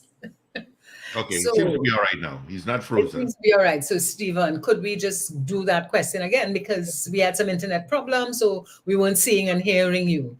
But what I've heard you talk about so far really is we need to deal with crime and we need to deal with education as two of the major issues that could positively impact the growth of our country. Is there anything else you wish to add as we bring this session to an end? No, I think if we deal with those two things first, everything else can fall into place afterwards. Dennise, which country in the world has this creativity that we have here in Trinidad? Okay, I don't know of anybody else. Okay, I know of no other country that can do what we do as Trinidadians when we put our mind to it. Okay, and that is a sledgehammer solution. That is not no chucking here and chucking there and appointing an ex-minister and another thing and what have you. That is a sledgehammer approach. You have to deal with it, okay, and get rid of it. Fix your education system. An education system will take minimum 5 years to show results, but start today, okay? If you had started 5 years ago, you would have seen the difference already. And then everything else will fall into place. Thank you very much, Stephen Cadiz, the person who created the Keith Noel March, Death March, and who might be doing a Death March too. So I'll call you. Thank you very much, Dennise. Yeah, thank you very much for all the best. Much appreciated. Tell Steve Cadiz to say hello to her. All right, I'll bring my car shortly. Wait, now you was listening all the time? I'm a good Mako, you know. Thank you very much. See you on Wednesday for another power conversation in which we will dig a little deeper into another issue that is impacting our country. Until then, be safe.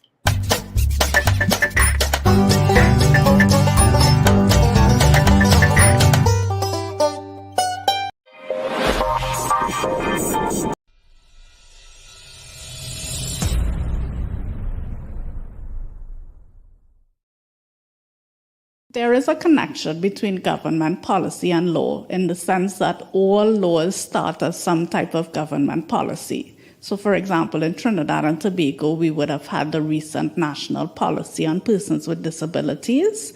And that policy talks in very strong terms about the need to both enact laws to provide for the human rights of persons with disabilities. It also talks about the need to amend laws that we have on our statute books right now that discriminate against persons with disabilities. So once that policy is adopted and approved by the cabinet, then the process of making it a law can begin. The difficulty with the policy remaining as a policy, two things. One, it's not enforceable. So it does not really give you any rights legally because it's just a policy, it's not a law. And the other thing is that policies can change over time. Policies can change over time as the needs of the government or the focus of the government itself changes. It can change if the government itself changes, so that it's not enough for us to say, well, we have a policy. We have to take that further step to make the policy a law, because that is what will give full protection for the human rights of persons with disabilities.